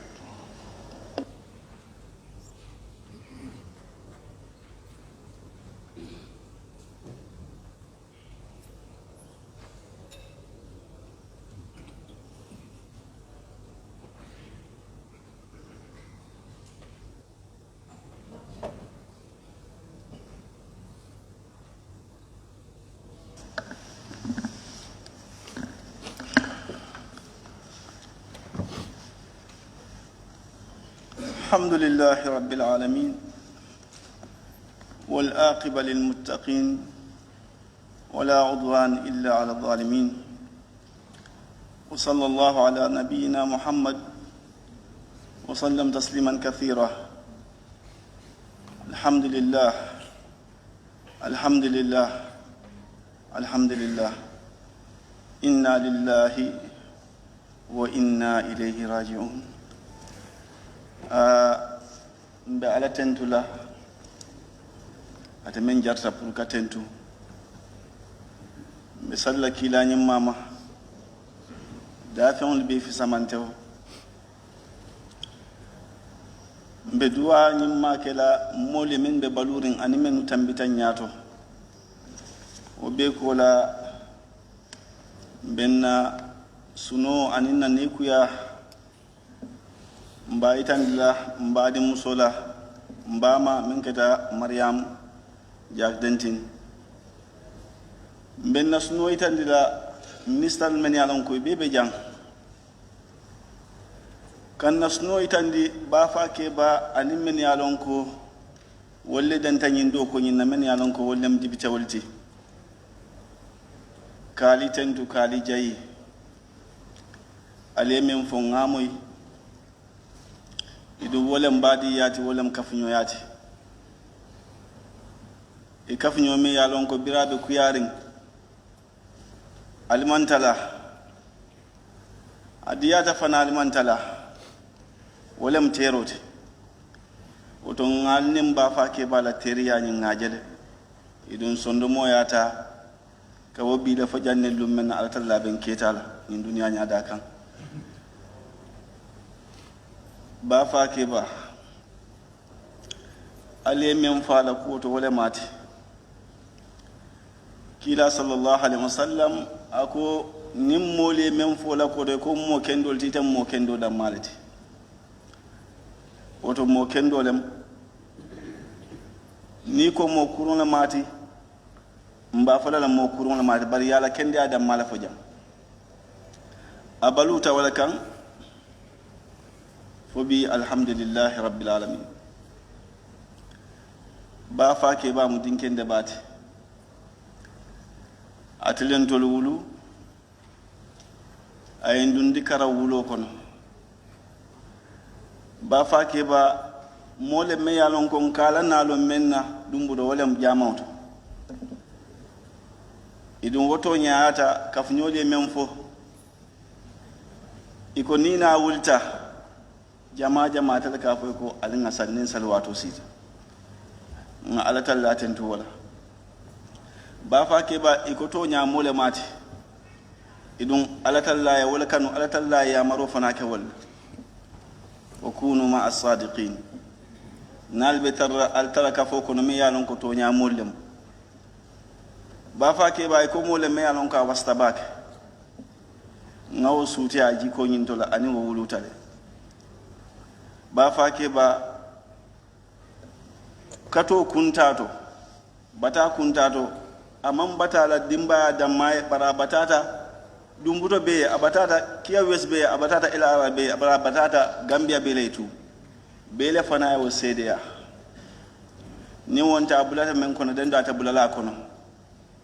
bara ko mbatunte fa hanni molbe balula mbatunte fa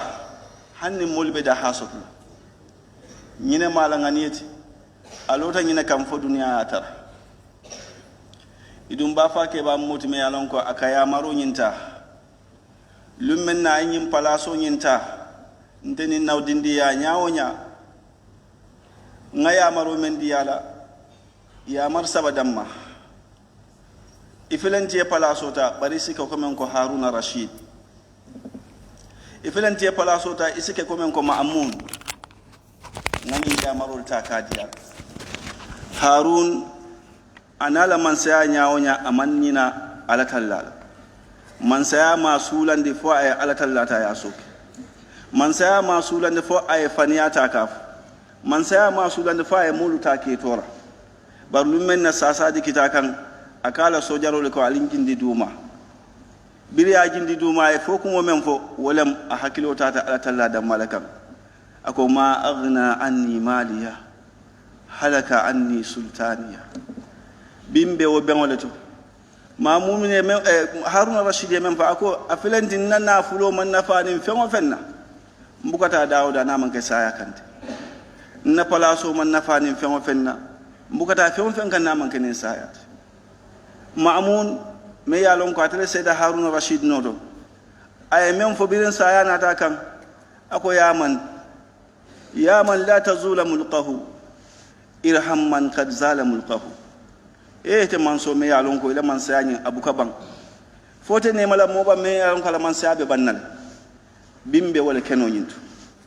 ay palaso mara sanginan anin kardantan ala yani bo walla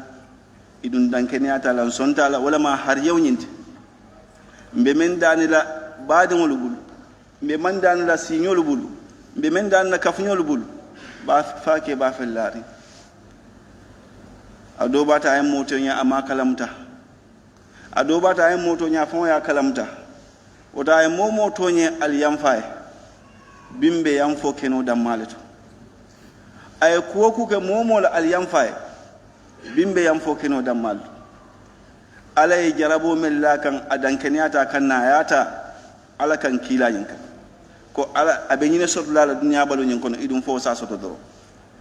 idum ala buka mo jarabi kudantanna fo ala talla si joni arjanol ala ma talla joni arjanol ala yinati dunya inin fuariya ala yinati dunya moli ba fole ma jawma ala yinati dunya ila la bandula ketanin courante birim ba Fakebba fintita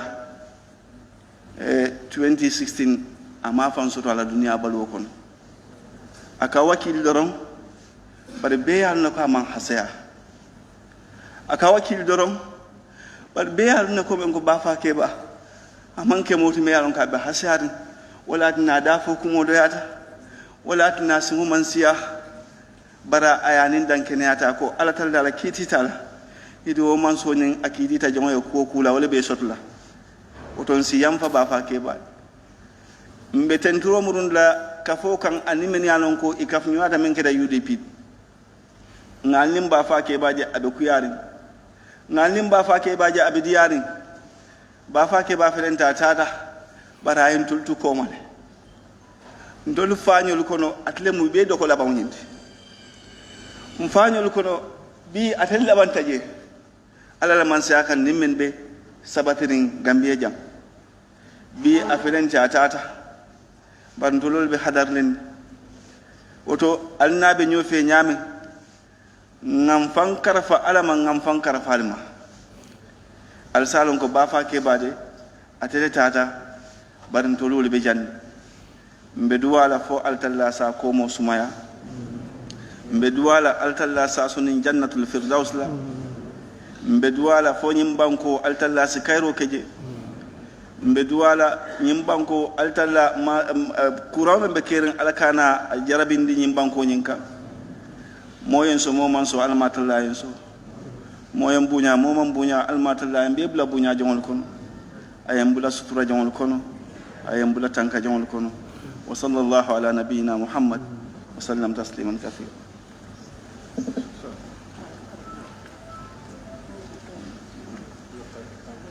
Alhamdulillah.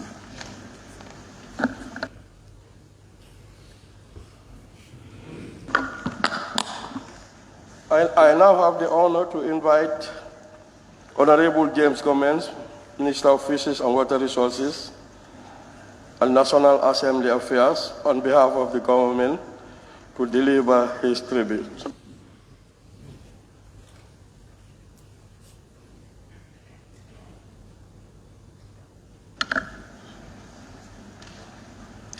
Honorable Speaker, honorable members of this august assembly, honorable colleague ministers here present,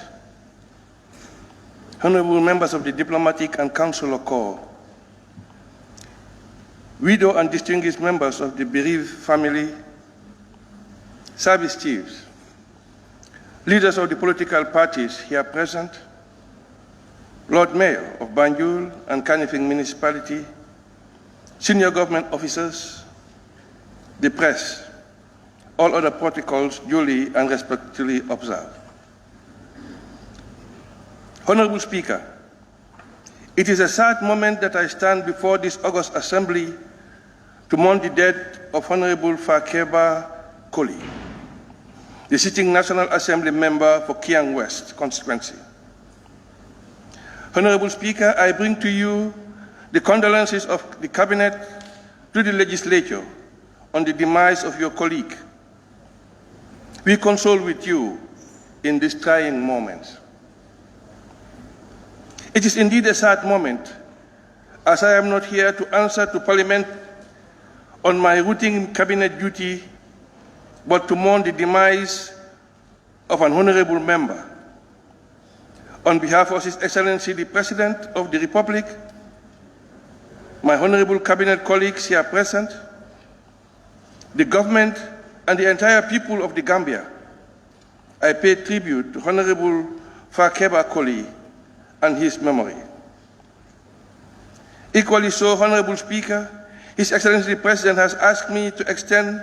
as a Cabinet and government, our deepest sympathy and condolences to the family, children, and the people of Kiang West constituency on the demise of their beloved son. Honorable Speaker, as we grieve the loss, I join you to praise Honorable Fakebba Colley. We pay tribute to a passionate and progressive politician who epitomized the best humanity, who proved so often that power of politics to make country a better place. As has been said, Honorable Colley served his people and their representative in Parliament at a time when he was almost unfit health-wise as a result of his incarceration in 2016,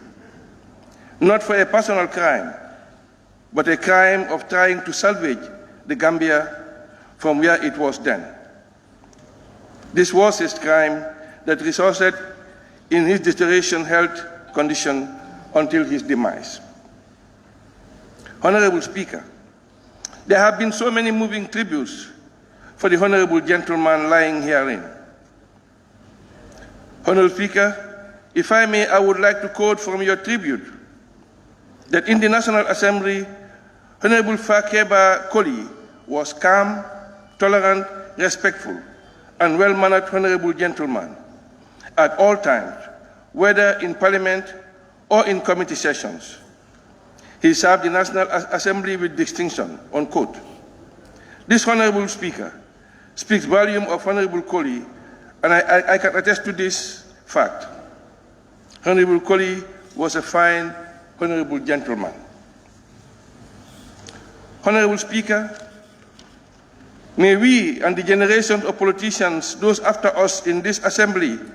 and Cabinet, honor Honorable Colley by proving that the democracy and freedom he stood for is indeed strong, by continuing to stand for our people and united for development. Once again, on behalf of His Excellency the President of the Republic, the Cabinet, the government, and the entire people of the Gambia, I extend our sincere condolences to the family of the late Honorable Fakebba Colley and the people of Kiang West, and offer our fervent prayer. As we say adieu to Honorable Colley, we thank him for the sacrifice for country and people. I pray that God, the Almighty Father, will grant Honorable Colley the highest place in heaven. Amen. And may his soul rest in perfect peace.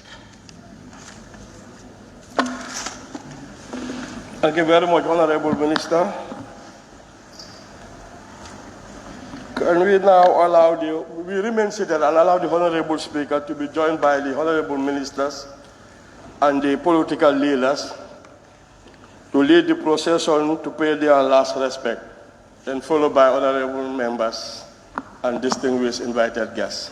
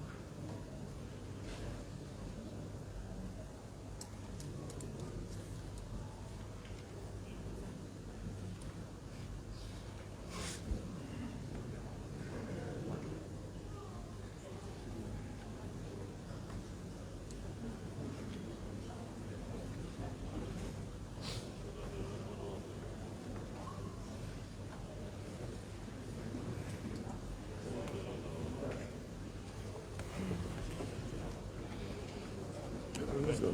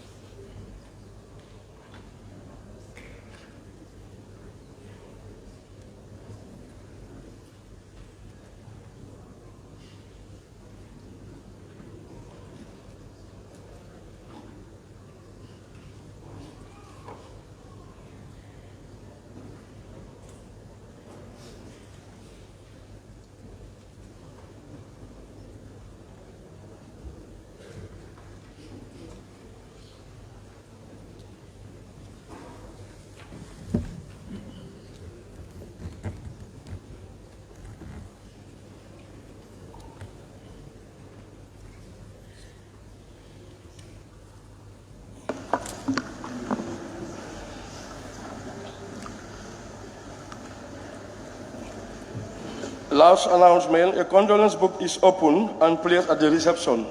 for whoever wishes to sign it. From here, we are going for the burial at his residence at Nyamakunku. Thank you all for coming. Thank you, honorable member.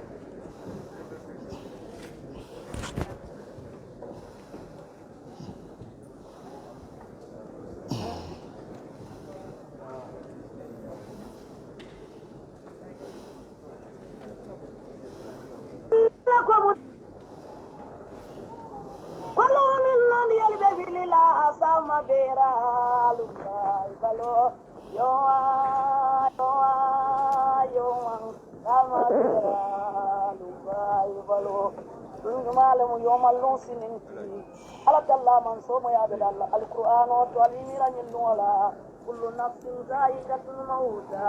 الموت ياتيكم بغتة كل من علينا فان نيلا مال جب سايا كنا من الكلا من تولو سايا تسر لا نيلا ما Stands. الله من سوما When you go back right away, ولا ما كفالي فأسبت أنما كلكناكم عبثا من مال جاتل وكما وما كلكت الجن والإنس إلا ليعبدوني ما فعل فنكلم بقاتل أرمدون من جنول كنت على الله سبحانه وتعالى ولن على كالي اتقوا الله من علي سلنت على لقول ما سابقين من علي كتونيا فولالتي قولوا قولا سديدا من علي تونيا ففتي علي كنو كما يوم التبلى سرائل من أفما له من قوة ولا نسل كل بوتو بيجنالو منا مومو يمين باري سيلا بارو ليتي فولا ويوم يقوم روح نيولو بللم بايبالو يوم سامي بيرا لبايبالو يوم سامي بيرا لبايبالو يوم سامي بيرا لبايبالو يكلا باني ننكالي إكايا لكم نبي يوما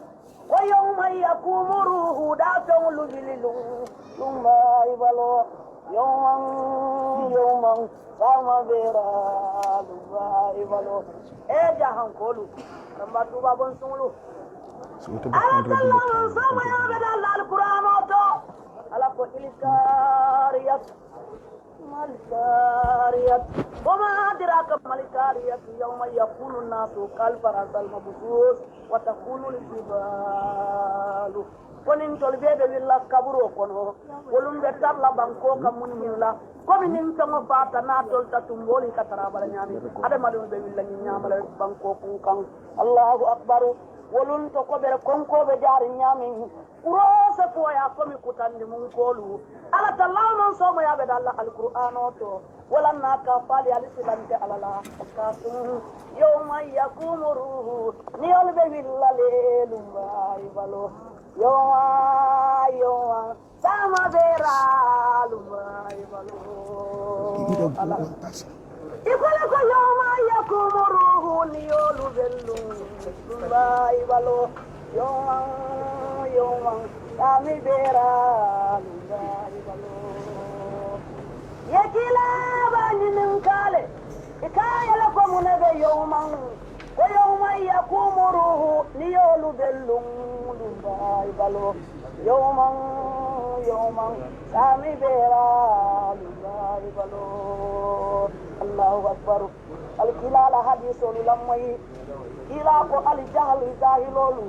ظلمات من بدي وكنا في الدنيا كنا من أرد الدنيا نالك الدنيا لا فعلن بالعلم اللندوني من أرد الآخرة نالك الآخرة لا فعلن بالعلم اللندوني ولما أرى جلوكم قال سيد أرابي جلوكو فإن كنت لم تكره من المن شكر الناس ولم تكونوا فاهما المناس فأمولاتي فموتك خير كلا سايا لفتاة حياتك بلوتي دائما ومثل مولو ينتكرن لنال منكرن أجنتك الله لاري يوانكن الله بلو من تنكسا كنتم كملا الله فامو بليان الله كرم بليان أقوتو ولذلك نعلم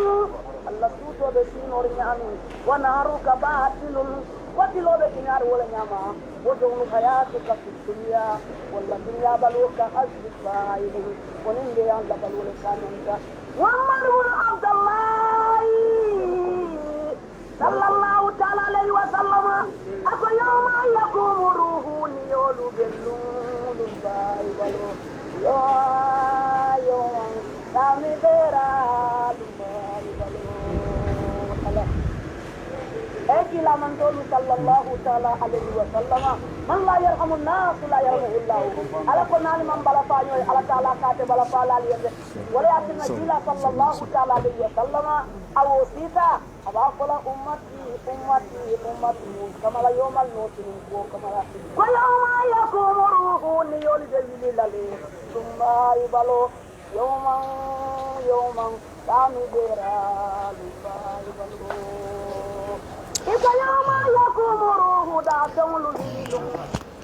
badi on mliya lon ko be camera ba official jude kan alsi camera ba call no on 2187611 2187611 momoni lafta ka douani make nan alpha baye mi alon ko olkira honorable Fakebba Colley mba falale momondin c'est call kenon pour ka ning doit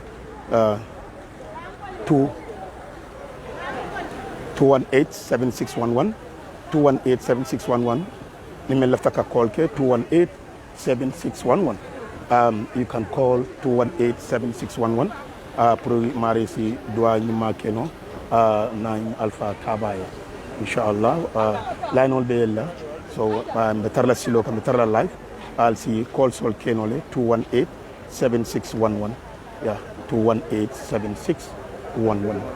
yeah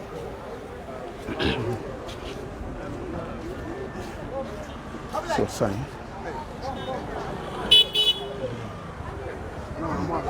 2187611 if you want to be part of the program you can call okay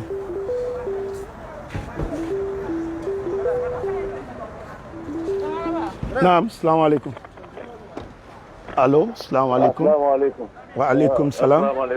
alaikum salam kamaraba naam benyadi ya era drum ebe kolla hol okay mbadu nga sele follow okay okay ebe kolla holan a jumalam nde Abdoulaye Dabo bismillah mbe sama konton na Fakebba la sama alhamdulillah Fakebba o sa hero aha Fakebba mo ay konlati ay mo tirin mo mo andi tesel dar rek I don't know what aha le gambe be kontonation wala yudi bin kol kontonation wala kiam be kontonation wala ani kiam wes anala dimbal be support kiyo min alama ala adi ala dimbal amin alama ala tada melam amin ko mo esi jawa sabaro da do mo ko dimbal ala baraka be fanan kontonation wala gawarba baraka alhamdulillah be do ko kendo minna ala baraka alhamdulillah ya ala baraka okay inshallah alhamdulillah ya baraka ya no but you might get a personal number but right now battery use can follow until further notice 2187611 if you want to be part of the program bundadi mo don fanana 2187611 okay baraka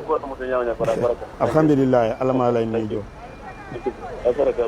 honorable Ndiaye la moto atara wala kono ka star atray bula kono malo be da tate mavon honorable Ndiaye la kago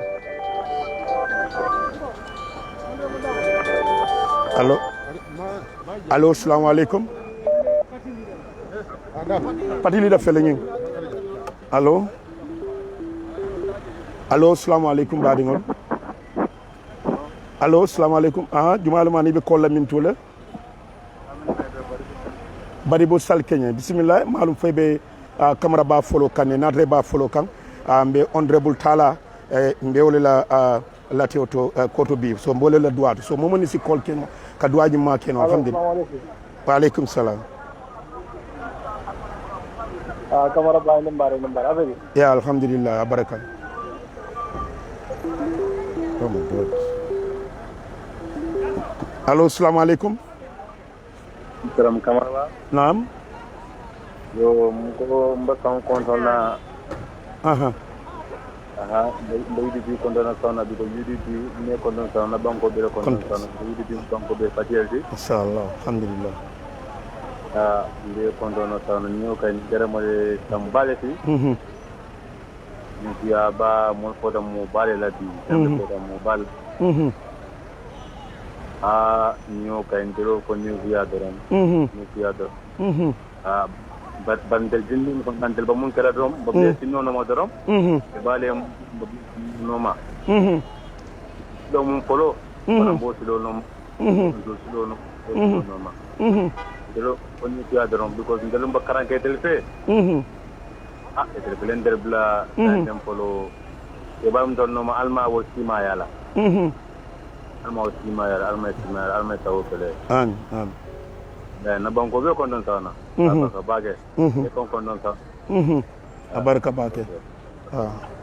sa komre lo malaji ko padodo okay alaji abaraka bake bismillah alhamdulillah woto momande be ka programme o jube kanton ay si call keno 2187611 allo assalamu alaikum alaikum salam wa rahmatullah kamaraba namu era drum dan mafu le mafu tour brekana mafu ja baraka bake wala tawante almane man ka faro kala amin ya rabbi allah alma la jan subhanahu amin ya rabbi allah wata siyo man alma ala kete wala dimbal siyo amin amin amin sino wata bake mil mo ke kende balle ti mil yakata banko kan yakata bake banko kan banko ke ne tadu ala ne banko la sino non bi Allah barka bake kamara ba barka bake ke ko wala yaman ya barka bake Jason let's stop this now yeah Ali Batu parti la executive for le tambi allo Mari Baro nga understand ko telbe ko la bismillah yeah okay honorable bismillah mbe moy kan bismillah yeah mbe moy kan bismillah oh my god this direct callers will always interrupt allo assalamu alaikum assalamu alaikum maaleykum salam mbari muso jumal ani be kolla min tola talam ya binta man kan ko la belgium bismillah fancy dua keno because di na alpha ba mi alon ko wala tambira you cannot hold it because abe boyla kan live here either here or you leave it all ya la baraka abaraka na pati leader kontan na wala oncle Useno mbe UDP be kontan na wala mbe KM be kontan na wala ali sabari ya la baraka ali dua ke dua bi mo kende bambo ko nyin banko din kendo mbo ko nyin kumo alhalo be nyama be nyinyata ya fu nyamin e akata ko minke ado ko nyollomba si nyollomba amin amin amin amin amin amin amin amin amin amin amin amin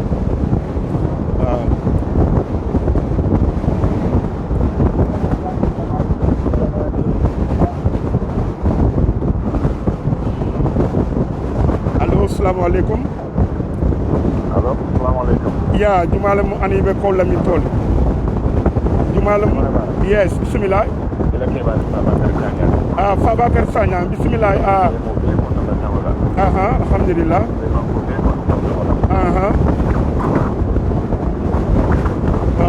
sorry nalo ne akole ata bari ba alngan sabari dorom Lengan sabari bro. Sabari.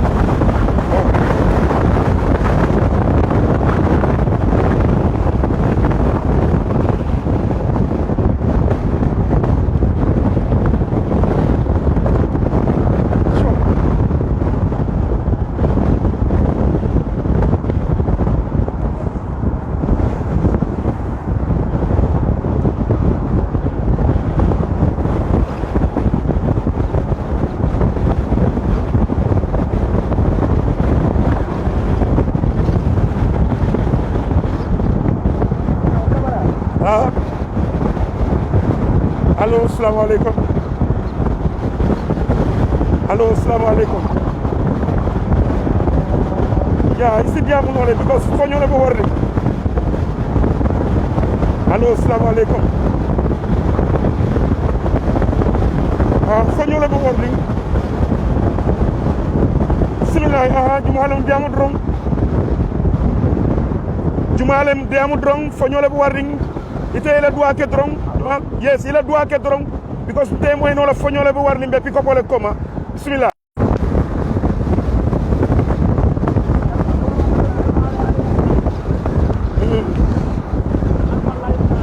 Amin, amin, amin. Amin ya Rabbi Allah.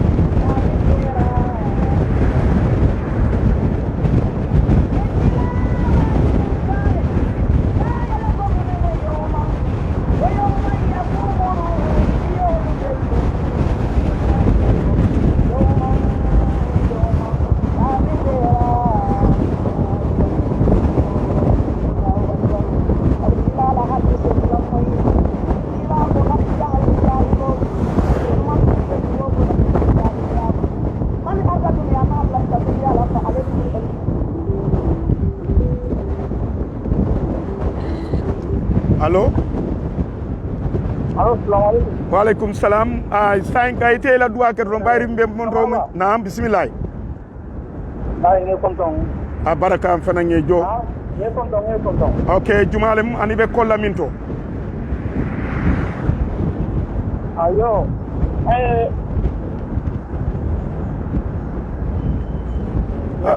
Bismillah because mo jamale be Okay, bismillah tariya dron because fonyo le be kerinte mo le tela dua ke dron. Yo mana be dua kala sabande ko alama ala ne man afrika amin ya rabbi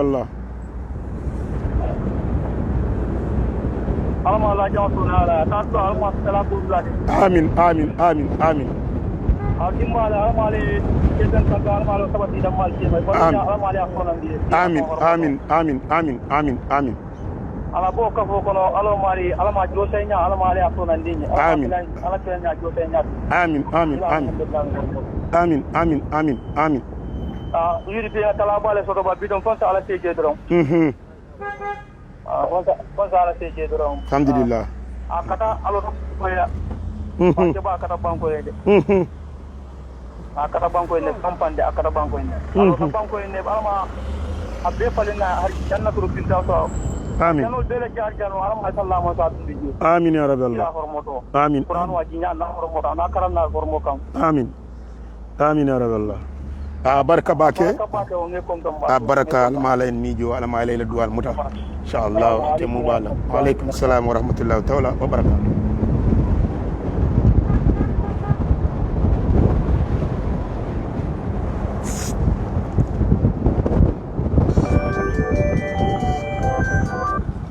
allo assalamu alaikum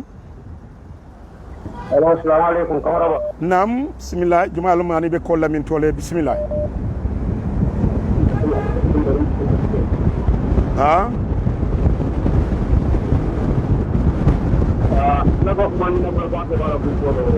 bismillah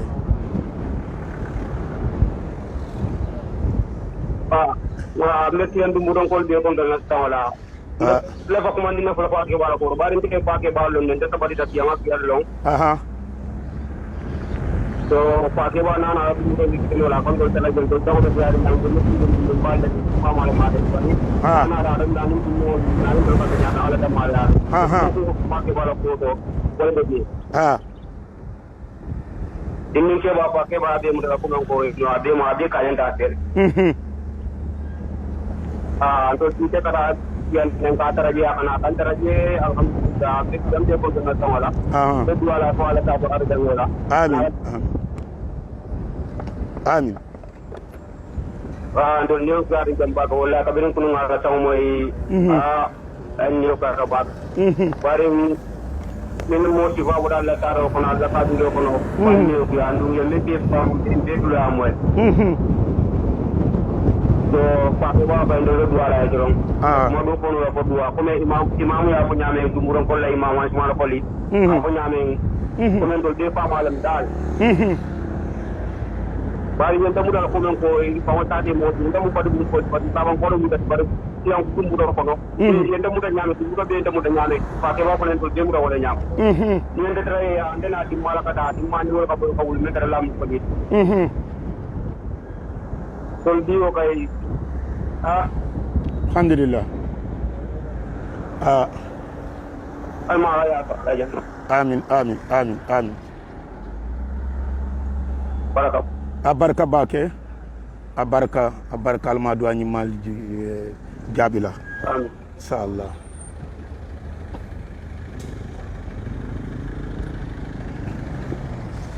ya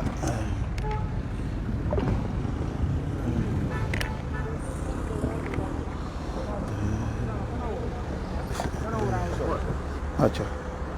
ada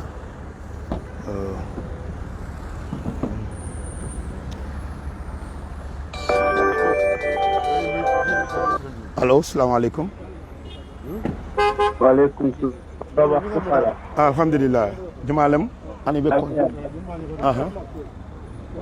Biko Mustafa Kanyana adi be ko ke ka UK lead okay Mustafa bismillah na député la sama mbola konton kan di ke da honorable Fakebba Colley ay kide du na kide du jamela kide du ni la ukunu babala be ala ta ma so danila ala ma ala na so jannatul firdausil ala amin ya rabbi ala banko no juno ala kana kinyi jarabita ala banko kano nyin ala ma ala ya falna jannatul firdausil ala amin ya rabbi dunya be ba nyina batun kam bar Fakebba ta junale wallahi mbe men ngatarin ko UDP bola fiestan bola sotola ani nekla fakke ba nyala la ala la ma ko roto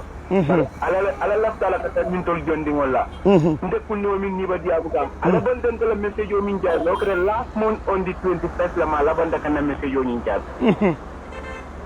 nde kunno ya awa honorable fakke ba ko li mo la dindi ya jibe amom abuka dinno do ya abuka ke ba do nyama abuka dinno do ya o nyama nda ñini ka tammi nan kay ko itala mun to la dibi tawdi la tala ñin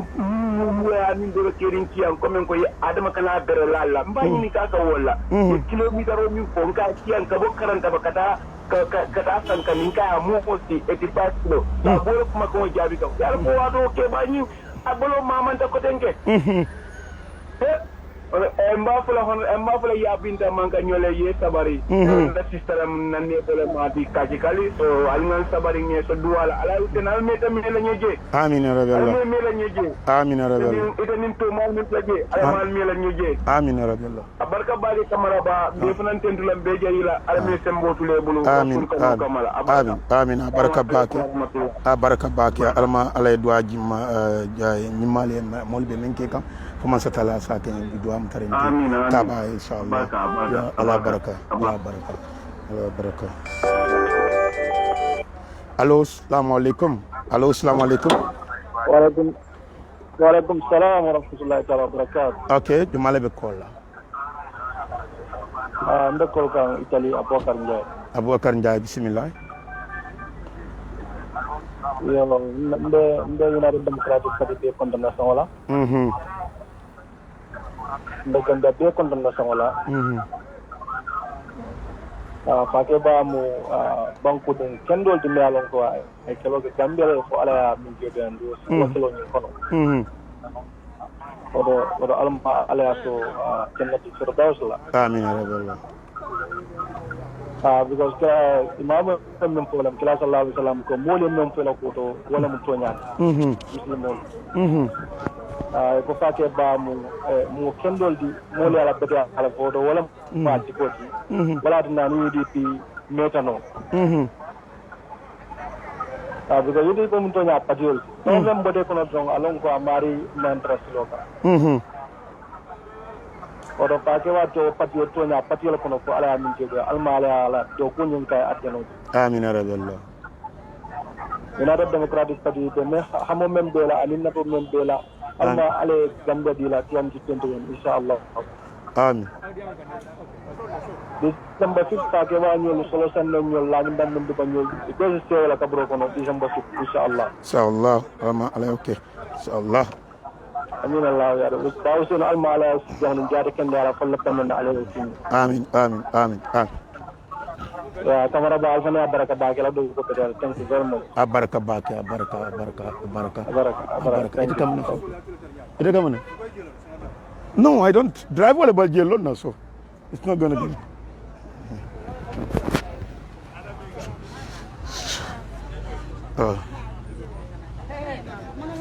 assalamu alaikum so pare rek amana dole ma may léegi ma mën a def léegi te ñu dem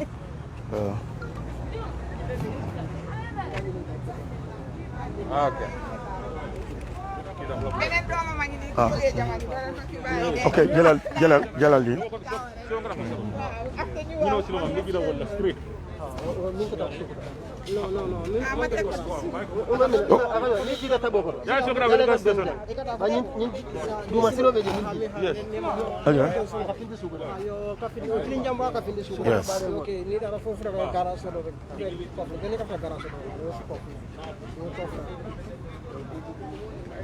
ni kofta rek tiling jang tino rek ha jilo ita fa filo di fa filo yu de praj aja assalamualaikum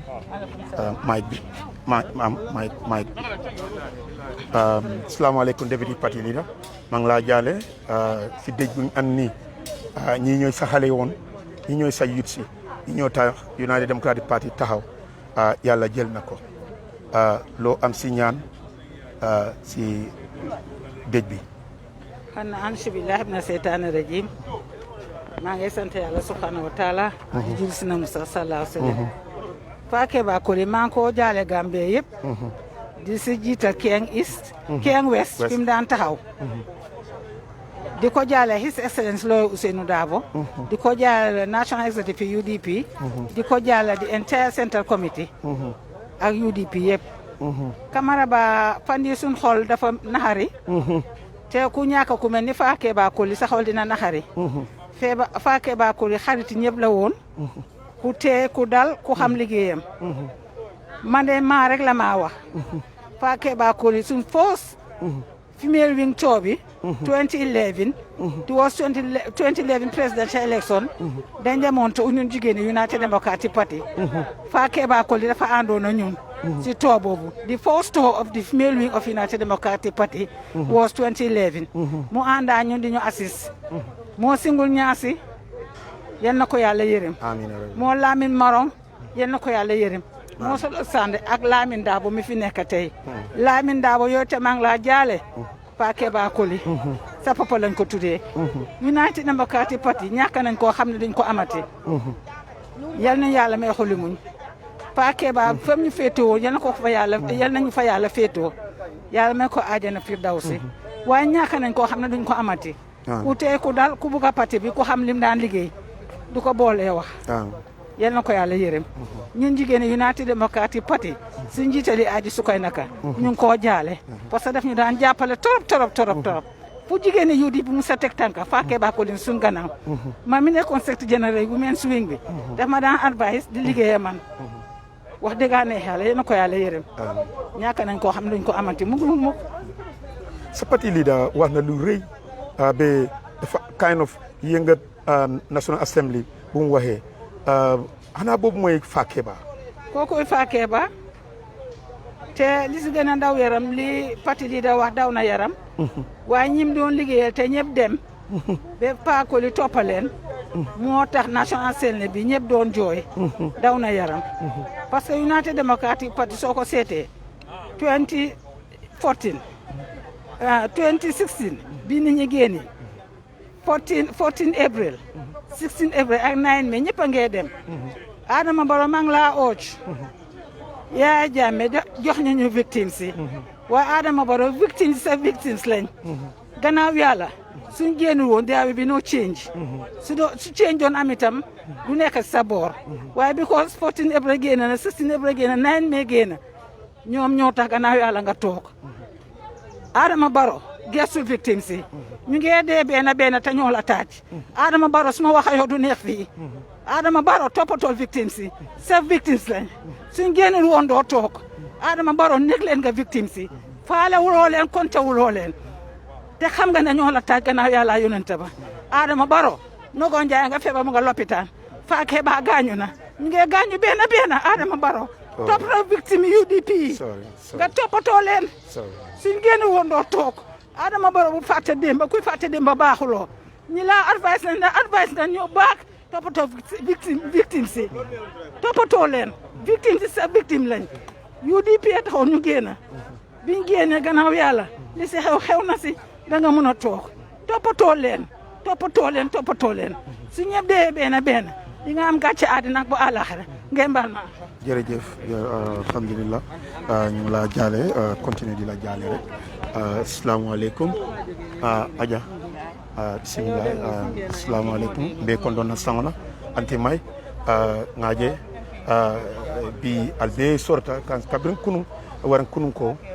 lateonata albe jambe sumiyata do kol mil be nyanda kere ali abe londi ado Fakebba nyamoy Fakebba Ousainou Darboe ado Ousainou Darboe tam fefe lindida ete anti may e fendo lo mo tele wara si coup pieno jedol auto e moni duwañu masoto pour Fakebba tala Camara Bah Fakebba was a true patriot. He loved his country, and he had the interest of the country and the people he served first rather than themselves. Fakebba has enjoyed sacrifice and pain. He always stood for what is right, even if it means enduring hardship, as he has demonstrated during the relentless fight against the Jammeh regime. he has left a vacuum that will be very hard to fill. We are praying for him, for Allah to grant him Jannatul Firdaus, and may his soul rest in perfect peace. Thank you very much. Thank you, son. Ma, thank you. It's okay. Assalamu alaikum. Alaikum salam. Antituku? Yes. Mangla Jale. Sidegi Honorable Fakebba. Yen ya nekon youth yen ya the igniter of the United Democratic Party. Tay su fekene dom la yebuga. Kon tay one of the pillars of the political party, United Democratic Party, Honorable Fakebba Colley, def len bay gannaaw. Yow da nga fokk ban liggéey la bay gannaaw pour yeen ngeen continuer. Camara Ba jërëjëf maa ngi kontaan pour ñëw ci sa plateforme bi di nuyu Gambian diaspora and UDPNC di leen salaamaaleykum wa rahmatulahi taala wa barakatuhu di nuyu suñ parti leader bi Alaaji Lawyer Ousainou Numukunda Darboe ak ko mboolem kuy UDP militant di wone nag be naxar bu ñu am tey ndax koo xam ne he was a founding member of this United Democratic Party then we were the younger people tey moo gën a àddina kii xeexal na Gambia xeexal na Gambia bi nga xam ne ñëpp waaw jërëjëf after dinañ continuer di wax waaw can I have that no so don't follow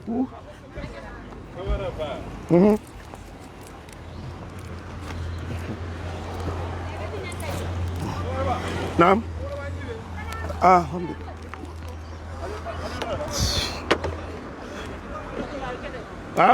no, I prefer here. It doesn't matter where I am. I prefer here.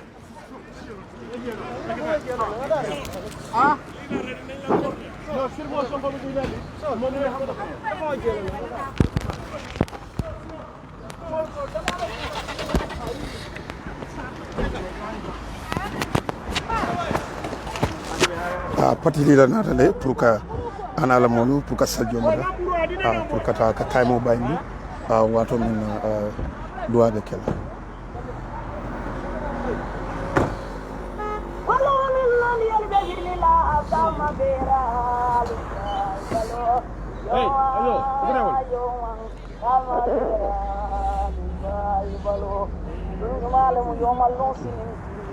خلق الله من صوم يعبد القرآن وتعلمنا من ولا كل نفس ذائقة الموت يأتيكم بغتة كل من علينا هفان إلى ما الجد سيكون من الله إلى من تولو سيات سرلا إلى ما كلنا خلق الله من صوم يعبد القرآن وتعلمنا من تولو ولنا كفالي فأسبت أنما كلكناكم وعبسا من المال داتل وكما وما كلكت الجن والإنس إلا ليعبدون so sele وانجالت الله سبحانه وتعالى ولن على كلمة الله من على سلام على لقول ما سابقنا من على كتونا قولالتي قولوا قولا سديدا من على تونا ففتي على كنو كما يوم الجملة سرائر من فما له من قوة ولا نصير لولي وتو بيننا موما يمين باري سيلا بارو لي فولا ويوم يقوم روح ليولو يوم سامي بيرا يوم 218-7611 number to call 218-7611 سامي بيرا يا كلا باين كالي إكاية لكم نبي يوما ويوم يقوم روح دا دول بلدون ثم يبلو Akapu mana Puisi. jangan bolu. Tempat tu babon dulu. Alakallah sama ya.